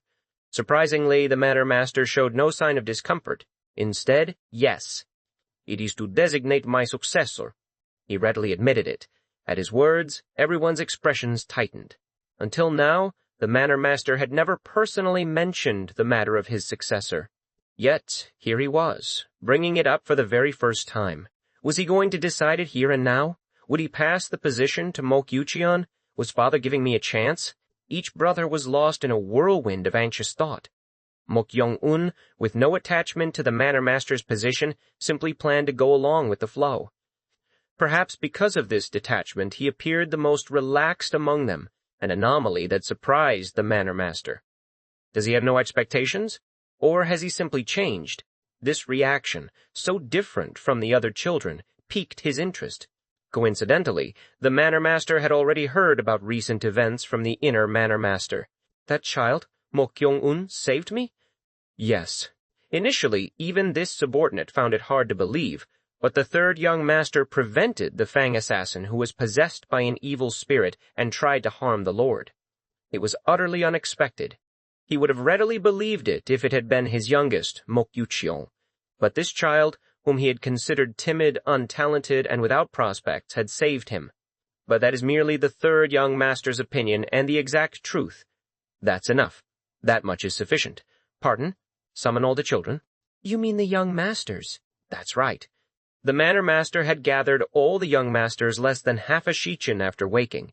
For the first time he considered that his remaining time might be short. Lying on his sickbed for so long had drained a significant amount of his true energy, and this incident had nearly stolen his life. If he had succumbed, the Yeon Mok Sword Manor would have been plunged into chaos, a war among his children. That future, even unexperienced, was chillingly clear. Thus, he had made a decision. I will determine who is qualified to be my successor through a test. As he spoke those words, the Manor Master subtly glanced at Mok Gyeong-un. I shall grant even you a modicum of opportunity. A man cloaked in the deep navy of martial arts robes stood motionless, his face a mask of tension, beads of cold sweat tracing paths down his temples. Two ancient talismans, emblazoned with the cryptic Six Armor's total symbol, adhered to his forehead and chest, while a single, potent Thunder Supreme ruler's seal symbol pressed against his abdomen. His lips moved in a continuous, hushed incantation, a guttural chant that barely disturbed the quiet night. Gong gong gong gong. This Western mantra, a formidable concealment technique, rendered him invisible, undetectable to any peering gaze. The price for such perfect stillness was immobility. He could not stir, could not rest, bound to the spot by the relentless flow of his spell. A bitter tang of regret filled his mouth. He, Mo Go, the diviner assassin of the ghostly spirit pavilion, had believed his vast experience, superior even to Socks, and his command over the high-grade 2 demons and 2 spirits, would be enough to unravel this mystery, provided he proceeded with utmost caution. How profoundly he had miscalculated. This was no mere green ghost. The thought was absurd. Had it been, he might have combined his formidable magical arts with the raw power of his spirit servant, Gojo, to confront it. Instead, in a blink, the entity had effortlessly shredded his binding technique, leaving him gasping, his back a slick canvas of warm, flowing blood. Gojo, his loyal spirit servant, had bravely drawn the creature away, a desperate sacrifice to buy him precious moments. Yet, even with that noble act, Mogo found himself bewildered by the unfolding events. Shadows rippled as masked figures, distinct from the Yeon Mok Sword Manor warriors, began their meticulous sweep of the surrounding area. They moved with an unsettling purpose, searching for something specific. His concealment technique kept him hidden from their immediate view, but their presence added another layer of anxiety. The flow of his concealment spell, a whispered invocation of the dull and hidden form, leading the spirits and acting alone, felt increasingly strained. His strength was fading, leached by the relentless trickle of blood down his back. He had to endure, to outlast them, no matter the cost. Then, a new figure materialized, utterly unlike the masked searchers. This was a man with a dark eye patch covering one eye, a gnarled walking stick clutched in his hand. An instinct, sharp and undeniable, pierced Mogo's mind. A diviner. The raw, extraordinary aura radiating from him, a signature of those who had cultivated arcane arts for ages, confirmed it. The precise hand seal he formed with his left hand, a fundamental gesture of magical techniques, cemented the suspicion. This man was employing the art of pursuit, a spell designed to locate a desired target. Mogo's brow furrowed. The masked figures continued their search, unperturbed by the diviner's presence, an undeniable sign of their shared allegiance. A chilling thought pricked him. There was a sacred rule among diviners, a strict abstention from direct collusion with worldly organizations. They cultivated the Tao, practiced their esoteric arts in separation. This rule had been sacrosanct for centuries, broken only a decade prior by a rogue group of diviners and a shadowy figure. Could it be? A sudden sharp intake of breath caught in Mogo's throat. The eye-patch-wearing diviner stood directly before him. His concealment should have been absolute, impenetrable. Yet, the diviner's voice, calm and knowing, cut through the night. If you wanted to use a concealment technique, you should have completely erased your traces. Then, comprehension slammed into Mogo. His blood. The crimson drops seeping from his back were dripping onto the ground, betraying his hidden presence. The diviner chanted, then brought his walking stick down with deliberate force. The spiritual eyes perceive, each possessing clear understanding. Hurry, hurry, in accordance with the law and order, release. A jarring thump echoed, followed by a violent distortion of the air around the stick. Mogo's hidden form flickered, then fully revealed itself. Startled, he leaped backward, desperately attempting to conjure another spell, but it was too late. A rapid succession of claps punctuated the air. Lin! Ji! Jin! The 9-character activating method. As the hand seals were formed with impossible speed, Mogo felt his feet glue to the earth. A wave of debilitating weakness washed over him, draining all strength from his limbs. His eyes widened in disbelief. To execute such a high-level technique with mere hand seals? Magical techniques, he knew, were complex tapestries woven from 5 elements: mantra, talisman, word, seal, and instrument. Less skilled diviners required all 5 to manifest a technique, but true masters could condense them. This man, at least, wielded mastery at the moon level or above, one of the highest echelons in their order. I am Mogo, the diviner assassin of the ghostly spirit pavilion, Mogo managed, his voice strained with extreme tension. He spoke quickly, hoping for some recognition, some common ground, but the reply was brutally swift. The eye-patch-wearing diviner clamped a hand over Mogo's mouth, a sinister smile twisting his lips. How dare you interfere with the actions of our primal killing pavilion? You must have been prepared to die. The words struck Mogo like a physical blow. Primal killing pavilion. His ominous suspicion had been confirmed. The very group of diviners who, despite their sacred vows to the 64 diviner sects, had brazenly allied themselves with a massive martial arts organization. At the very same moment, the Yeon Mok Sword Manor, once a bastion of tranquility, had transformed into a chaotic theater of war. The clang of steel on steel reverberated from the main hall, a relentless, terrifying rhythm. Manor Master Mok Gyeong-un, along with his brothers, stumbled out of their chambers, their faces etched with profound bewilderment. What is this? The scene before them was a nightmare. Warriors of the Yeon Mok Sword Manor locked in desperate combat with the masked intruders. Madam, what in the world is going on? The Manor Master's gaze fell upon Lady Seok, his first wife, who stood helplessly before the hall, equally stunned. With his vassals and the inner Manor Master, Jang Myung-in, embroiled in the brutal fight, she and Lady Jang, his second wife, were the only ones spared from the immediate fray. Lady Seok's voice was a confused tremor. I don't know. It was sudden. The outer courtyard guards shouted about an enemy attack, and in an instant these masked individuals were everywhere. Lady Jang nodded in agreement, her voice equally lost. Sister-in-law is right. It happened so abruptly we are at a loss. The Manor Master's expression darkened. A surprise attack in the dead of night was one thing, but for the invaders to possess the raw strength to shatter the Yeon Mok Sword Manor's outer defenses and penetrate so deeply, they were no ordinary foes. With a sharp shing, Mok Gyeong-un drew his sword, his unfamiliar left hand finding its grip. Though he did not know who these people were, his vassals and warriors could not face such a formidable force alone. He unleashed a powerful roar, his sword energy rising.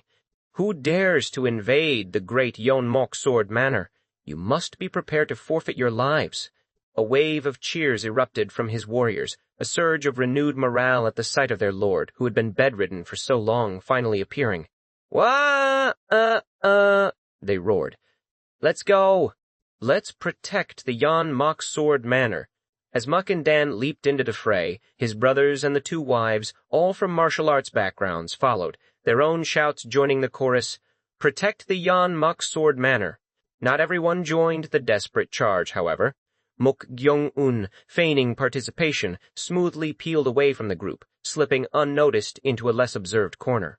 It's about time to leave, he mused.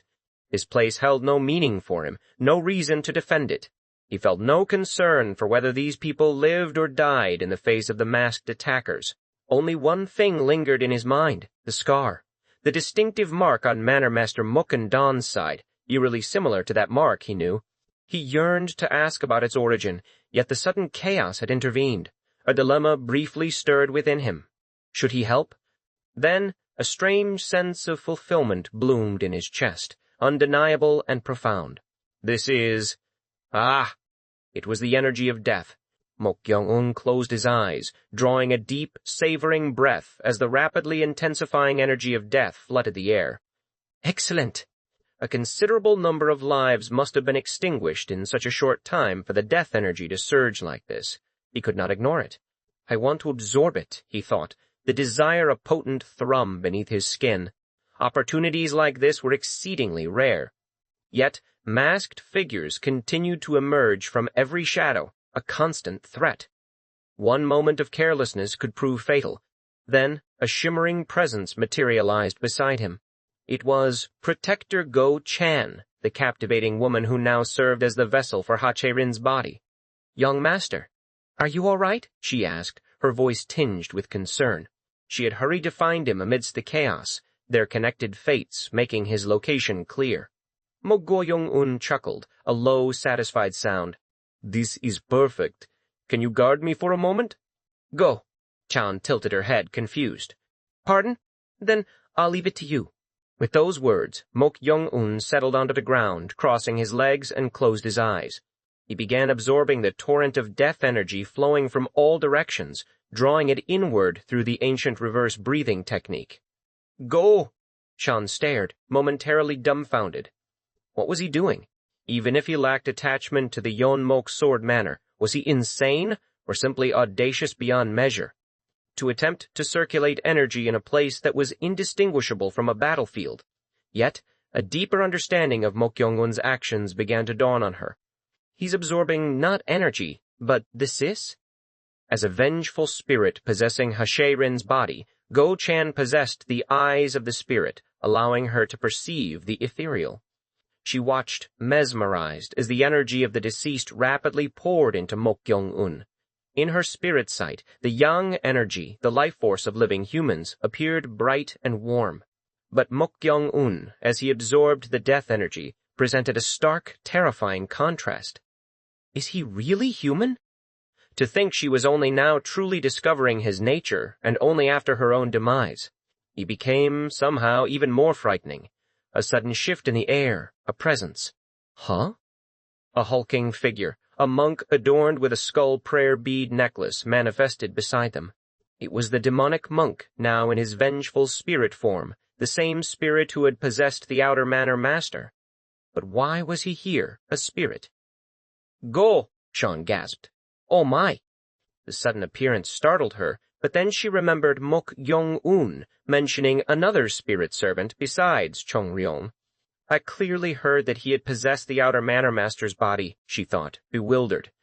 Could it be that you are senior demonic monk? She stammered. The demonic monk nodded, his response a mumbled sound. Go. Shan strained to understand. You lost your body to a powerful opponent? Losing one's body meant the possessed vessel had been defeated. As far as Go-chan knew, the outer Manor Master, Song Ungbek, was a supreme master, early-stage transcendent realm. If even he had been overcome, just how powerful was the opponent? A bone-chilling crunch echoed, followed by a dying cry. A massive man, scarred and imposing, vaulted over the pavilion. A thick, Taoist sword was slung casually over his shoulder, and an ominous aura clung to him like a shroud. The demonic monk's ethereal brow furrowed, and he pointed a spectral finger at the scarred man.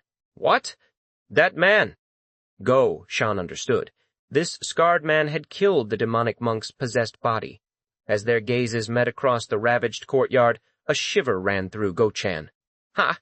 Che-rin's keen senses, refined to the peak of the transcendent realm, screamed a warning.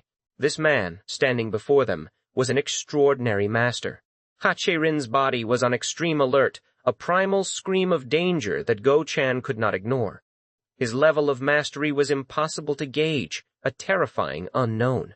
The air around Mok Gyeong-un shimmered, thick with an almost visible haze of vital force. Death energy, pure and potent, pulsed into him, a silent, ravenous tide drawn inward by the relentless current of his reverse breathing technique. It was a sensation far exceeding his previous absorption of Gu Yo's malevolent spirit. Deeper, richer, a testament to the concentrated despair of dozens of dying souls. A quiet, fierce satisfaction hummed within his core. This audacious gamble, the calculated risk of engaging in such profound cultivation amidst utter chaos, was proving exceptionally fruitful. He foresaw an accelerated path to his goal. The expansion of his donjon's diameter, an ambitious undertaking, might now achieve not just a twofold increase, but perhaps even 3 times its current size. What level of internal energy this would ultimately translate to remained a mystery, but the potential surged, compelling him to delve deeper, faster, into the profound well of power. Beside him, Go-Chan, burdened by the borrowed form of Ha-Che-Rin, felt the cold sweat prickle his skin. He watched Mok Gyeong-un with an agonizing blend of admiration and stark terror.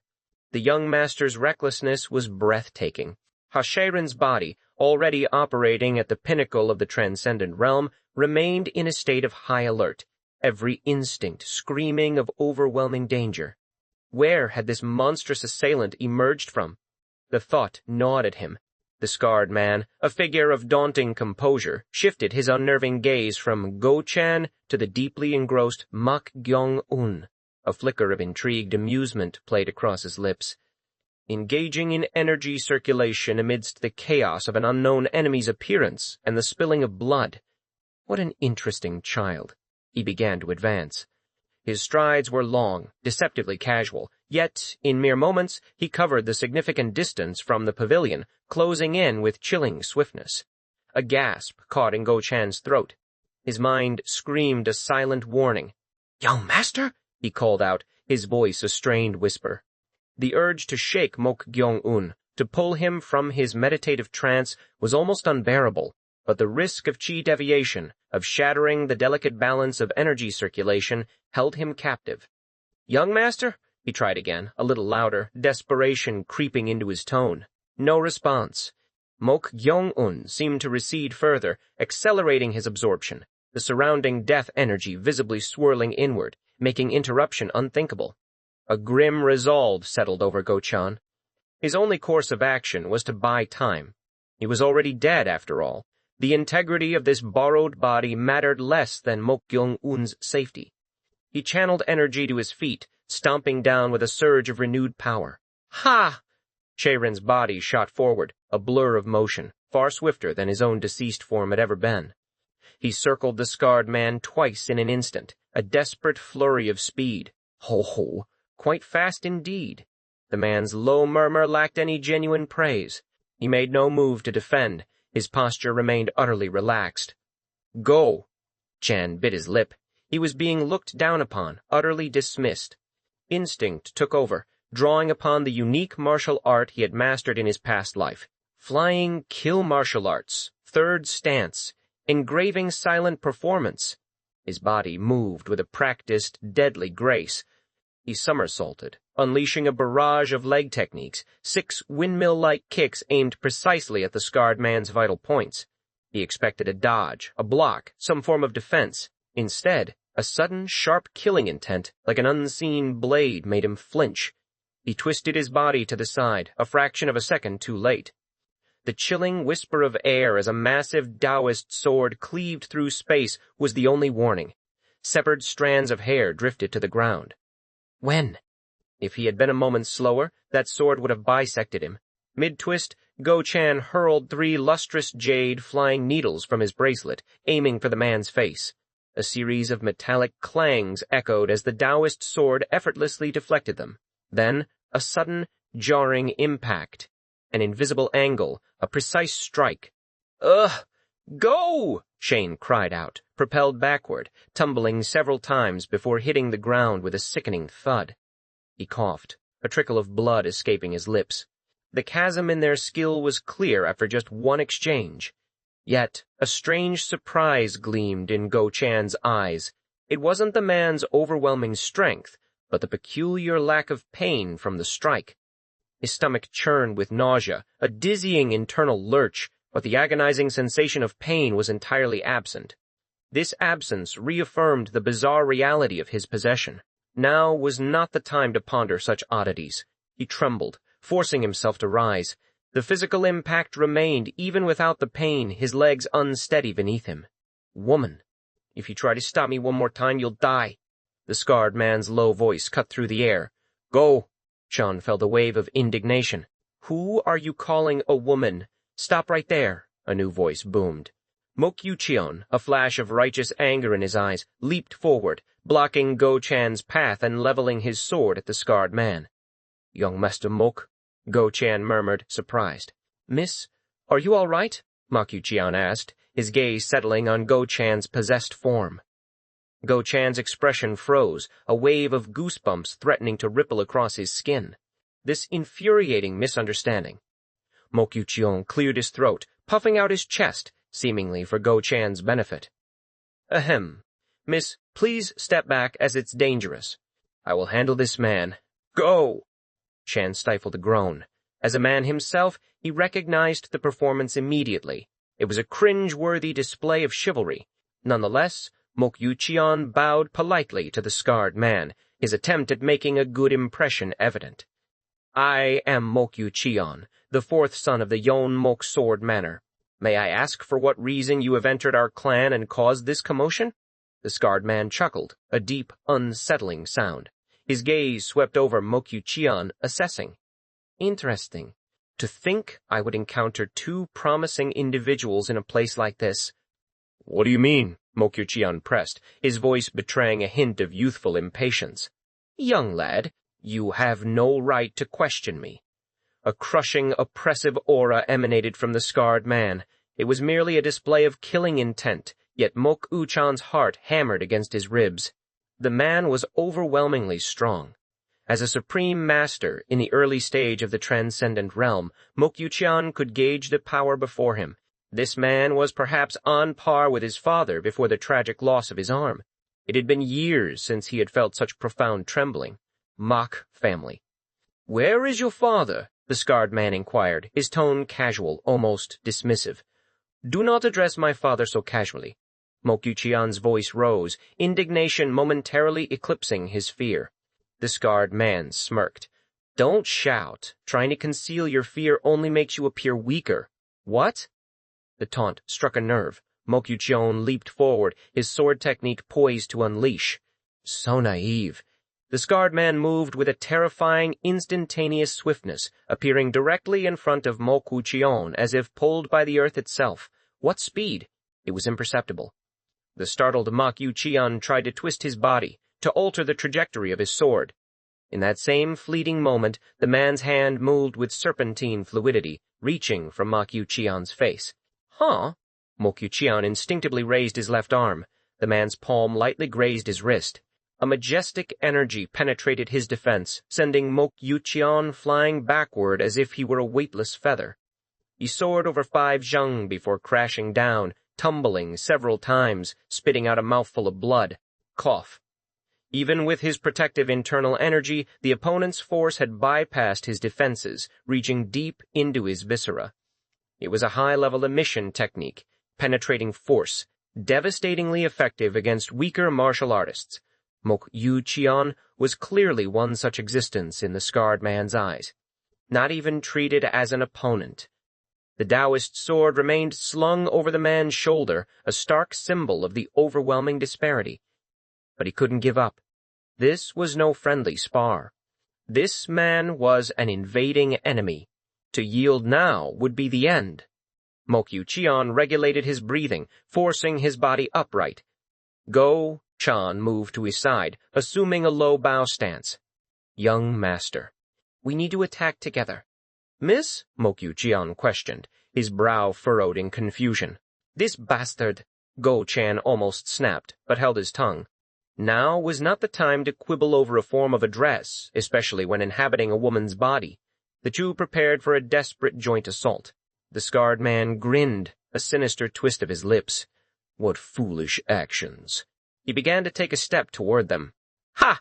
A resounding shout tore through the air. A figure appeared, bringing down a single powerful strike on the scarred man. The scarred man, who had yet to unleash his full power, grabbed his Taoist sword and swung upward. The clash of sword and blade reverberated, a deafening clang that sent fierce winds swirling from the collision of two supreme masters. Yet, even here, a disparity existed. The one who had delivered the downward strike was pushed back, sent flying backward by 5 steps. Father! Mok Gyeong-un cried out. It was Mok Dan, Manor Master of the Yeon Mok Sword Manor. Black blood trickled from the corner of his mouth. Having risen from his sickbed, still weakened, unaccustomed to fighting with his left hand, he could barely muster half his prime strength. Father! Mok Gyeong-un lunged forward, but Mok Dan extended a hand, shaking his head. Stand back. He's not your opponent. He glanced at Mok Gyeong-un, still seated, eyes closed, deep in energy circulation. Why was the child doing that? Was he injured? He appeared fine. Mok Dan turned his attention to the approaching scarred man. Who are you to invade our clan? Invade? Ha ha ha! The scarred man burst into laughter, pulling something from his bosom. Mok Dan's expression hardened instantly. It was a seal. A seal? Mok Gyeong-un's eyes narrowed. It looked like a simple seal, but why was his father so startled? The scarred man tossed the seal upward, catching it repeatedly. You should know well what this is, Manor Master Mok. How did you obtain that? Mok Dan's voice was strained. How, you ask? Ha ha ha. Manor Master Mok, you're quite the actor. To say such a thing after arbitrarily seizing that, which is no less than our society's treasure. Seize? Mok Gyeong-un stared at his father, incomprehension clouding his face. Then, a shocking revelation emerged from Mok Dan's mouth. Oh, are you from the Heaven and Earth Society? The scarred man grinned, a silent affirmation that sent a chill through the onlookers. Pulse. Not only Mok Gyeong-un, but Go-chan's eyes widened in sheer terror. The Heaven and Earth Society, one of the colossal powers that divided the martial arts world of the Central Plains into 3 factions. They revered only strength, and their past attempts to unify the martial arts world had plunged it into unspeakable chaos, leading to countless deaths. The martial arts world still trembled at their very name. The Heaven and Earth Society? Go-chan was dumbfounded.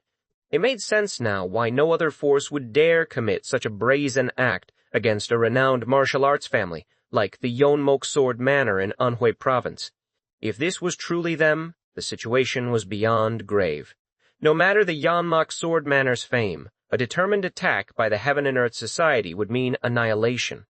A sigh escaped Mok Dan's lips, heavy with despair. The Heaven and Earth Society. His gaze swept over his youngest son, Mok Gyeong-un, and then to Mok Gyeong-un, still absorbed in his cultivation, and finally to the dwindling warriors of the Yeon Mok Sword Manor still fighting nearby. Is this my karma? He questioned inwardly. Why had he been so greedy back then? If only he hadn't brought that accursed thing, none of this would have happened. Mok Dan spoke, his voice hoarse. If we hand that over, will you withdraw from our clan, father? Mok Gyeong-un looked at his father with shocked eyes. The Manor Master's words, intended to save them all, were tantamount to surrender. His heart ached at the sight of his father's weakened, desperate appearance, something he had never witnessed before. I shouldn't have revealed the identity of our society. I was hoping for a bit more resistance, the scarred man muttered, a hint of disappointment in his voice. His casual attitude fueled Mok Gyeong-un's inner fury. Such disdain could only stem from extreme contempt. Manor Master Mok Dan cast a glance at his son, shaking his head, a silent command not to act rashly. Even with his anger, Mok Gyeong-un had to endure. The opponent was the Heaven and Earth Society. The situation was dire. Even if his body were intact, Mok Dan had no confidence in handling this man. The scarred man rested his Taoist sword on his shoulder. Where is it? That thing. Let's make a promise, man to man, first, Mok Gyeong-un demanded, his voice regaining a sliver of its usual authority. The scarred man chuckled. Manor Master Mok, you're not lacking in capacity as a leader. Very well. I, Son-yun, the Bright Blade King, one of the 5 kings of the Great Heaven and Earth Society, shall make a promise. If you hand that over, I will refrain from causing further harm to the Yeon Mok Sword Manor and withdraw. No, one of the 5 kings, Mok-in. Dan's mind reeled. Sun-yun, the Bright Blade King, one of the 8 executives leading the Heaven and Earth Society. To think such a figure had personally made a move. If that were the case, there was no doubt he had come with the intention of annihilating the clan if things went awry. A cold sweat trickled down Mok Gyeong-un's back. Where is it? Sun-yun, the Bright Blade King, pressed again. Mok Gyeong-un pointed. Over there lies our clan's medicinal hall. Among the herb containers in the medicinal hall, if you open the drawer marked with 5 elements, an underground entrance will be revealed. Ho-ho. Sun-yun's eyes gleamed. Inside, there is a stone door engraved with the character Jung Shunj. The passage contains mechanical traps, so you must either break through 20 steps at once using lightness skills or traverse by grasping the ceiling. Well hidden indeed. In that place, there should be a wooden box with talismans attached to it. Did you hear that? Sun-yun asked one of the masked individuals beside him. Yes, the masked individual replied. Bring it. Understood. The masked individual vanished instantly, heading in the direction of the medicinal hall. Ah, he said. It's hidden in a secret space inside the medicinal hall? Go. John furrowed his brow, a perplexed expression on his face. He glanced surreptitiously at Mok Gyeong-un, who was still absorbing the death energy, undisturbed by the unfolding drama. A growing sense of unease, a feeling that things were becoming thoroughly entangled, settled deep within him. The strained silence stretched over the Yeon Mok Sword Manor, a fragile calm imposed by the sudden commanding presence of Sun-yun, the Bright Blade King. One of the formidable 5 kings of the Heaven and Earth Society, his shout had momentarily frozen the skirmish. Yet the air still hummed with unspoken violence, a constant threat lingering beneath the surface. No one dared to fully relax. The Heaven and Earth Society, a notorious organization with an unwavering ambition to dominate the Central Plains, was not to be underestimated. Should Sun-yun's mood shift, the clash of steel would resume. Lady Seok, the first wife, watched the standoff with a deep unease. "This is serious," she murmured, her voice barely audible above the collective tension. Her loyal guard, Ho-aang, stood ready beside her, his hand hovering near his weapon. Whispers had reached her, detailing the invaders' true objective, a secret manual, a treasure reportedly hidden within the medicinal hall, discovered by the Manor Master himself. Her gaze drifted, a sliver of suspicion narrowing her eyes. It landed on Mok Gyeong-un, who remained in a deep state of energy circulation, oblivious to the swirling anxieties around him. A thought, both shrewd and unsettling, began to take root in her mind. That child. He had spent recent days confined to the medicinal hall. Could he have stumbled upon the Manor Master's exclusive secret manual? It seemed plausible, given his recent inexplicable leverage over her, a bargaining chip pulled from thin air. Ho-ah-ying, ever vigilant, leaned closer. "Madam," he prompted, his voice a low rumble, "shouldn't we inform the Manor Master?" Lady Siak hesitated. A peculiar glint entered her eyes. Common sense dictated immediate disclosure. The Manor Master's swift action could avert catastrophe for the Yeon Mok Sword Manor. But a more cunning notion, a calculated gamble, began to form. That boy, Mok Gyeong-un, had claimed to only share 2 stances of the ignited wood sword formation with her, insisting the remaining oral formulas resided solely within his mind. If that were true, if he was truly as cunning as she suspected, then there was a high probability he had already memorized the precious secret manual and then destroyed it. The thought pleased her immensely. There would be no physical evidence left, no need to alert the Manor Master just yet, she decided. Let events unfold. How would the Heaven and Earth Society react, she wondered, when confronted with the truth that a secret manual, valuable enough to be deemed a treasure, had been committed to memory and then eradicated? A subtle, almost imperceptible smile touched the corners of her lips. I think it will be fine to inform him a little later. Perhaps, if fortune favored her, this troublesome tumor, Mok Gyeong-un, might just be excised from her life here and now. At last, Mok Gyeong-un stirred. His eyes, dark and sharp, flickered open. He had been lost in the flow of energy, his mind a quiet pool before the storm. "Young master!" Go-chan, his newly appointed guard, breathed, his voice hushed with concern. Mok Gyeong-un acknowledged him with a brief glance, then surveyed the scene. His lips pressed together, a faint sound escaping him. A disappointed click. The fighting had ceased. No wonder the death energy, a faint hum beneath the surface of his senses, had abruptly stopped midway through his cultivation. He was, to his own quiet admission, somewhat disappointed that the death toll had not continued to rise, but the immediate situation demanded his attention. "What happened?" he asked, a hint of confusion in his tone. Why, for instance, had the demonic monk abandoned the outer Manor Master's body to become a vengeful spirit? Go-chan quickly moved to his side, speaking in low, rapid whispers, detailing the events that had transpired. Mok Yucheon, standing nearby, watched Go-chan with a distinct envy. When had that bastard, Mok Gyeong-un, acquired such a capable guard? Go-chan's imposing presence and evident martial prowess were undeniably impressive.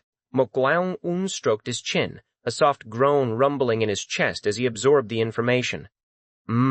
He mused. Go. Chan looked at him, a perplexed furrow in his brow. The situation was dire.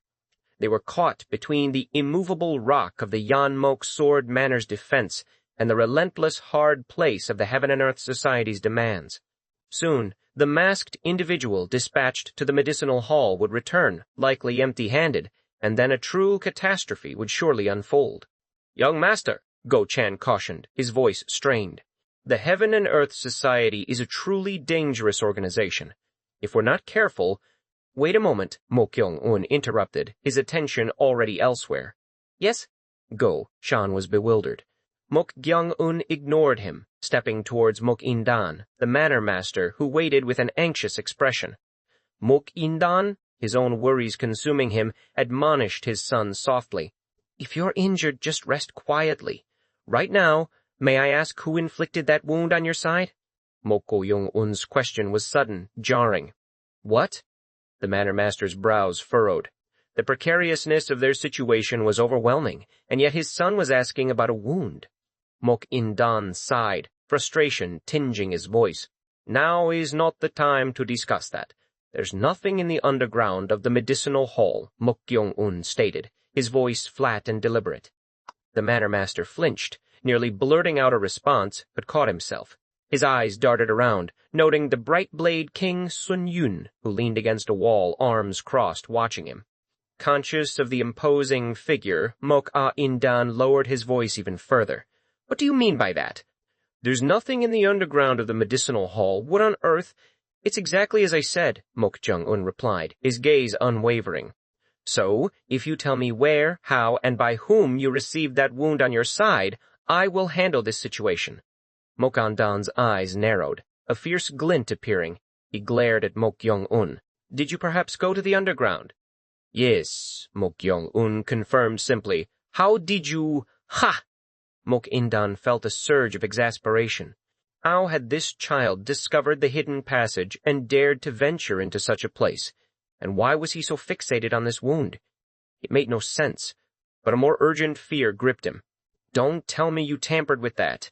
Please tell me first," Mok Gyeong-un insisted, a faint, unreadable smile playing on his lips. "You!" Anger flared within Mok In-dan.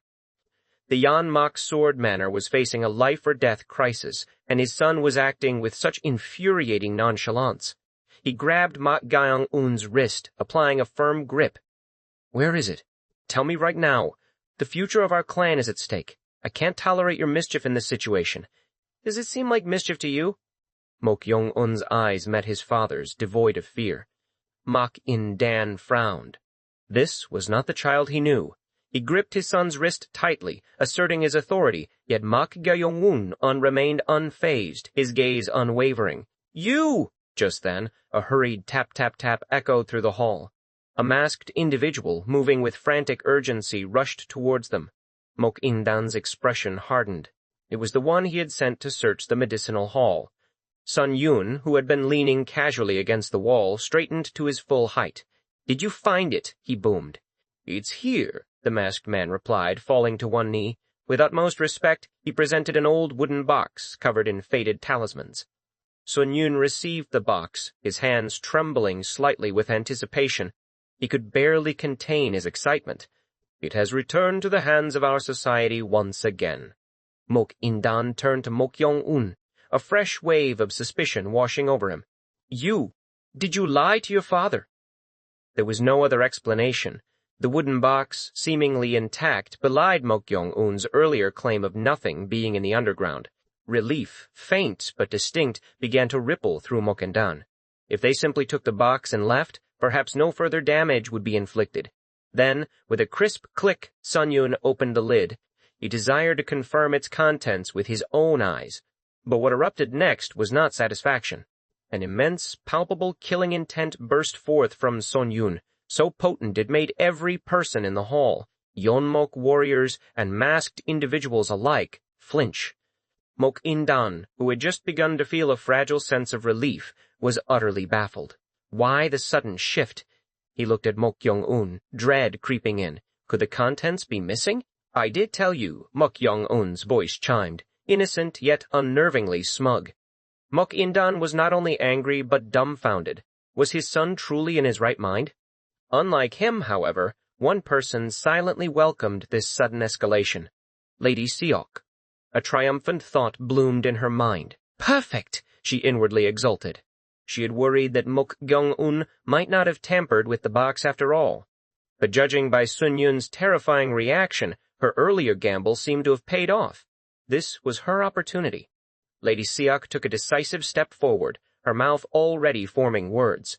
But before she could speak, Sun Yun reached into the wooden box. Between his thumb and forefinger, he extracted a single item. An earring. It was an opulent piece, crafted from jade and silver, shining even in the dim light. Only one, clearly meant for a woman. Lady Seok's composure shattered. She couldn't hide her utter bewilderment. That earring, it belonged in her own jade ornament box. How could it be there? It was enough to make her heart pound against her ribs. A terrifying realization dawned. She looked frantically towards Mok Gyeong-un. Her eyes, however, snagged on Mok Indan, who stood beside his son. The Manor Master's expression was a mixture of confusion and dawning suspicion. And for good reason. Of all the ornaments, it was that one. It was a gift from him, a token of affection. Naturally, Mok Indan would be suspicious. As she floundered, Mok Gyeong-un chuckled softly, shrugging his shoulders with an infuriating air of casual triumph. "You!" Only then did the full weight of his manipulation settle on her. He was the only one who had been in that place. Sun Yun, his face a mask of cold fury, held up the earring. His killing intent intensified, aimed directly at Mok Indan. "Manor Master Mo, what is this?" Mok Indan was speechless. The absence of the secret manual was one problem, but he certainly couldn't admit that the earring belonged to his wife. "You've finally chosen to be punished," Sun Yun declared, his voice a low, dangerous growl. The sharp hiss of steel leaving its sheath filled the air as Sun Yun drew the Taoist sword from his back. The masked individuals followed suit, their weapons now drawn. The Yeon Mok Sword Manor warriors responded in kind, their expressions tense, their own blades glinting in the uncertain light. The situation teetered on the very edge of explosion. Then, Mok Gyeong-un's voice cut through the strained silence, clear and deliberate. "First, madam! When our clan is in danger, do you intend to keep your mouth shut and remain still? Isn't that earring yours?" Lady Seok froze, speechless. She was already in turmoil, knowing it was her earring, but she had never anticipated Mok Gyeong-un dragging her into the center of this maelstrom. "You! What are you?" she stammered, her voice thick with panic. "Oh, so this earring belonged to the Manor Master's wife?" Sun Yun's gaze, sharp and predatory, snapped to Lady Seok. Fear, cold and absolute, gripped Lady Seok. Sun Yun's aura was suffocating, and she staggered back, her hands waving dismissively. "Warrior's son. I think there's some misunderstanding." "This is eldest madam," Mok Gyeong-un shouted again, his voice carrying in feigned urgency. You can end this without bloodshed, so why are you doing this? If you have the secret manual, please give it quickly. This bastard! Lady Seok's mind screamed. She wanted to tear Mok Gyeong-un's smug face apart, to silence his treacherous words, but the monster-like supreme master from the Heaven and Earth Society, a man even the Manor Master couldn't contend with, was staring at her with murderous intent. Her lips refused to open, sealed by terror. Mok Ang-dan grabbed Mok Gyeong-un's wrist, his grip tightening. "Enough," he urged in a low, furious voice. "What in the world are you doing? No matter how much she's not your birth mother, how could you? You're more naive than you look," Mok Gyeong-un interrupted, his voice dropping to a whisper, a chilling current beneath the surface. "What?" Mok In-dan was stunned. "That woman even called a diviner to find out from your mouth where the Manor Master's exclusive secret manual was, and then she tried to have you killed. And you still think of protecting her?" Mok In-dan's face hardened, his mind reeled. What was this about? He felt a profound sense of bewilderment. Mok Gyeong-un's lips curled into a faint smile, his whisper continuing, a serpent's enticement. "So you don't have to feel too guilty. If, by some stroke of luck, we can save everyone with the sacrifice of that one woman, wouldn't that be a good thing in its own way?" The words, though soft, were like a devil's whisper, chilling Mok In-dan to the very core. His entire body felt a sudden, profound cold. A chill, sharp and unexpected, pierced Mok In-dan's very core. It stemmed not from the biting wind, but from the quiet suggestion that had just slipped from Mok Gyeong-un's lips. To sacrifice Lady Seok, his wife in name, however estranged, felt like an abyss opening. His grip tightened around Gyeong-un's wrist. This was not merely a change, it was as if an entirely different soul inhabited his son's young frame. Gyeong-un's voice, unsettlingly sweet, offered a chilling rationale. She left the Manor Master to die, attempted to give everything to her own son. Is there any value in hesitating? The words, whether truth or fabrication, clawed at Mok In-dan's resolve. This boy, his own son, was forging a path for him, an emotional justification for an act of pure cruelty. It was a tempting proposition for a leader desperate to save his people, for a man facing impossible choices. Yet a stubborn refusal bloomed within Mok In-dan. He bit down hard on his lip, the metallic tang of blood filling his mouth.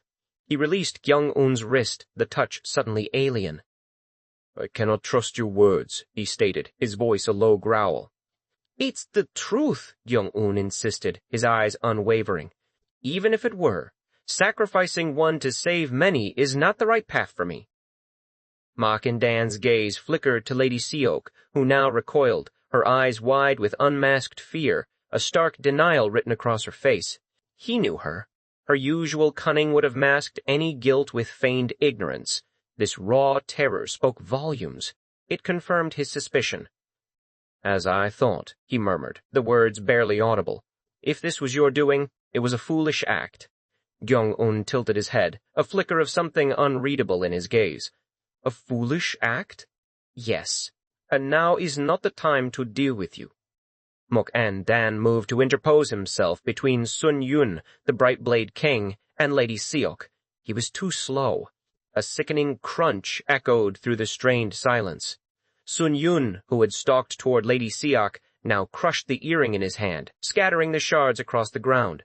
"It seems someone here harbors ill will towards the Manor Master's wife," he observed, his voice devoid of humor.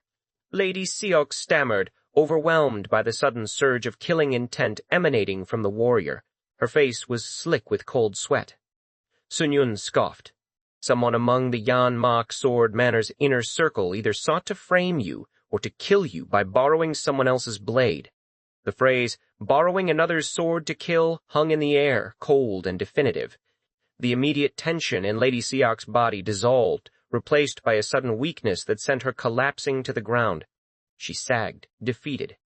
Sun-yun's eyes, sharp as blades, swept over the gathered Yeon Mok Sword Manor disciples, his killing intent a palpable force. "Do you believe I would fall for such a clumsy trick?" Mok In-dan gritted his teeth, his gaze snapping to Mok Gyeong-un. This was it, the foolish act he had perceived. A true culprit would mask their tracks, not leave such obvious breadcrumbs. This was less a scheme, and more a desperate attempt to point fingers, revealing the enemy's presence rather than concealing it. A flawed move indeed. No matter how cunning, it was the limit of a 17-year-old's design. He leaned closer to Gyeong-un, his voice a strained whisper. The situation has worsened. This cannot continue. Hand it over. How unfortunate, Gyeong-un replied, a soft smile touching his lips. Mok Gyeong-un blinked. What? I was hoping for good luck. Now is not the time for such words, Mok Gyeong-un began, his patience frayed beyond repair. Then, swift as a viper's strike, Sun-yun moved. His Taoist sword flashed, a silver arc in the dim light. A Yeon Mok Sword Manor warrior, standing too close, crumpled to the ground, headless.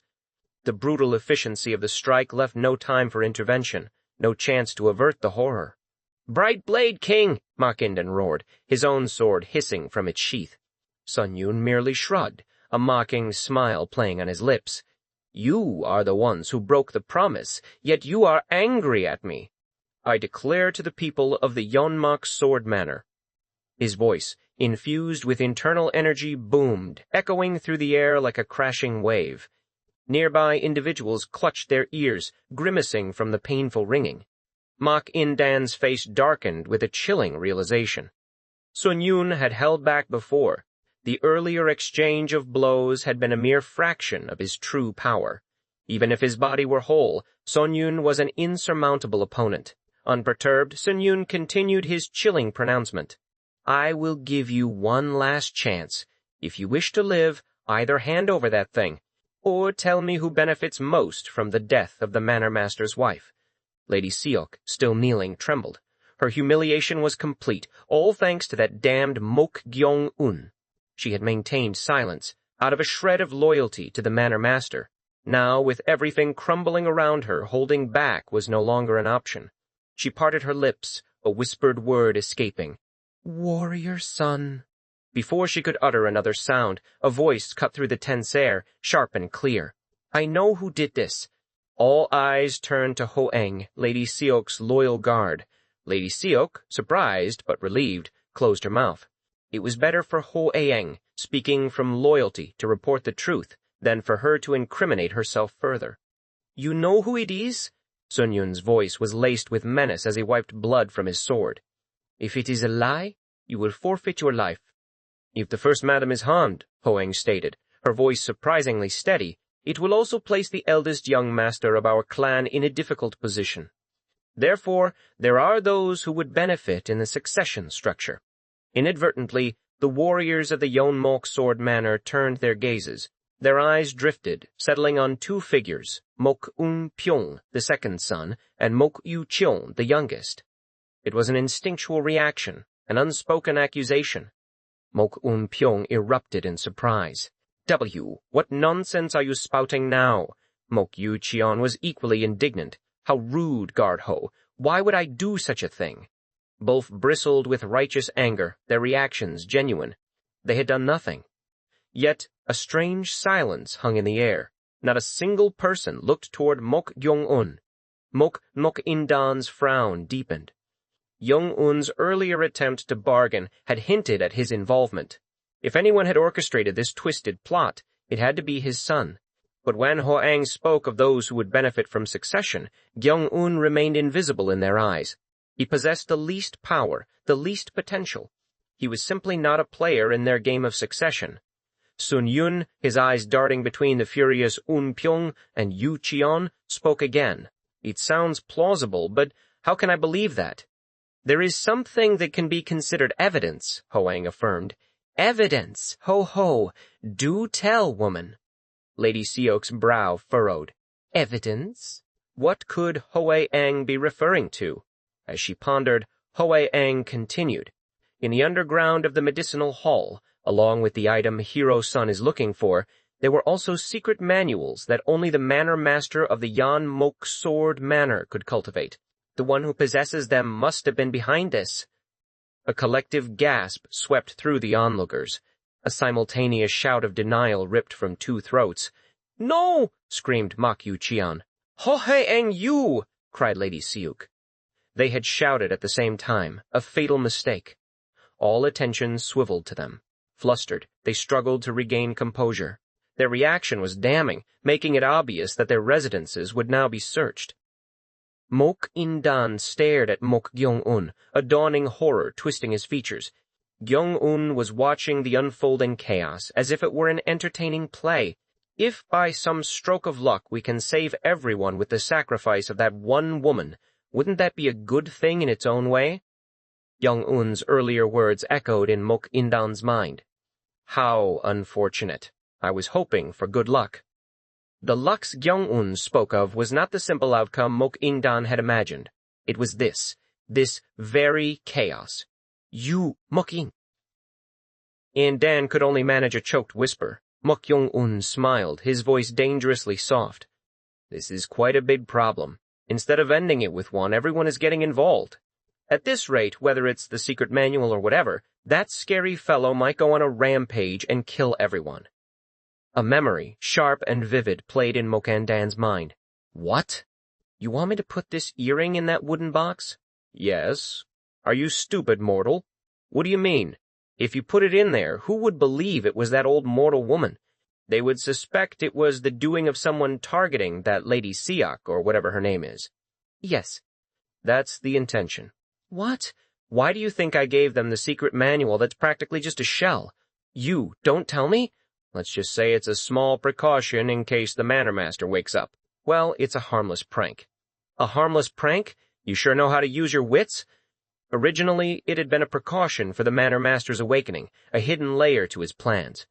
Though the specific intention had shifted, it served its purpose now, intensifying the chaos. Mok Gyeong-un's lips curled into a predatory smile. Rather than regretting after losing one or two, wouldn't it be better to tell me about that wound now? Mok In-dan's teeth ground together. This bastard. What on earth was he? The thought of him being his son had completely vanished. He had never encountered such terrifying cunning. To see Mok Gyeong-un hold the entire Yeon Mok Sword Manor hostage, leveraging its imminent danger to obtain what he desired, left Mok In-dan not only dumbfounded but nauseous with exasperation. What will you do? He asked, his voice ragged. There was no longer a choice. Bring the secret manual and hand it over to that man. Then I will tell you, Mok In-dan conceded, his words heavy with defeat. That's not how a negotiation works. You really? Mok In-dan seethed, his face contorted in a mask of rage. We don't have much time. Gyeong-un's gaze was unyielding. Mok In-dan's cheeks trembled as he spoke, the words forced from him. 17 years ago, in Yongmun, Guangdong Province, I suffered this wound from the one called the Ghost Blade. Ghost Blade? Gyeong-un repeated, a note of unfamiliarity in his voice. You. Don't tell me you don't know the Ghost Blade? Mok In-dan asked, disbelief warring with his urgency.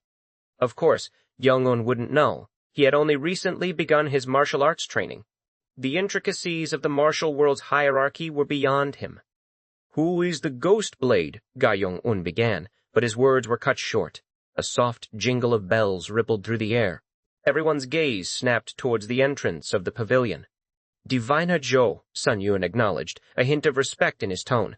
A middle-aged man entered, an eye patch emblazoned with a snake design covering one eye, a walking stick clutched in his hand. More puzzling than his appearance was the fact that the bells at his waist chimed on their own, swaying without physical movement. What is happening? A hushed whisper rippled through the gathered crowd.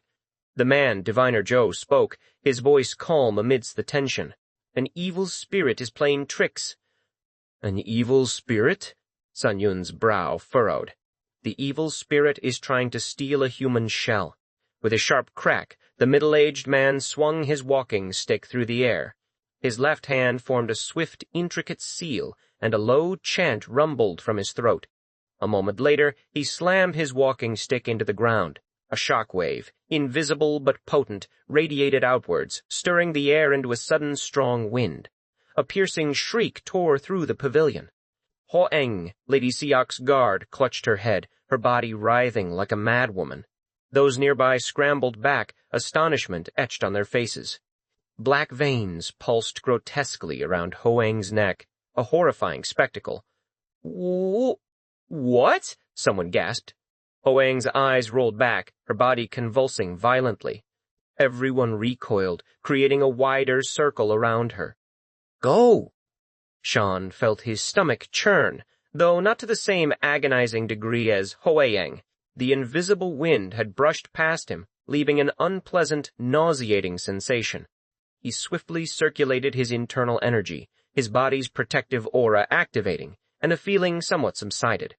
He gasped, still catching his breath, and focused his ghostly eyes on Hoang. Within her, he saw the demonic monk, writhing in agony. The borrowed body, a mere second-rate vessel, could not withstand the assault. He had only just possessed it, too. A final, desperate scream ripped from Hoang's throat. The demonic monk was violently ejected from her possessed form. Hoang collapsed unconscious, her body finally still. Diviner Joe's lips curled into a slight smile. I shall exorcise you, he announced. From his waist he produced a talisman, an imperial command spell, and affixed it to the tip of his walking stick. With a guttural shout, he hurled the stick. It flew with impossible speed, straight as an arrow. To the uninitiated, it seemed to pierce empty air, but the demonic monk, now visible to those with the sight to perceive him, staggered, pain-racked and vulnerable. Before the walking stick, imbued with its mysterious power, could reach its target, a hand shot out. A sharp crack echoed as it was caught mid-flight. You're doing something troublesome, Mok Gyeong-un stated, his voice calm. Diviner Joe's eye patch widened in astonishment. To catch a walking stick infused with an imperial command spell and ancient incantations with bare hands was extraordinary, even for a seasoned martial artist. But that was not the true source of his shock. Diviner Joe's gaze narrowed, fixed on Mok Gyeong-un. You can see vengeful spirits. A murmur rippled through the stunned onlookers.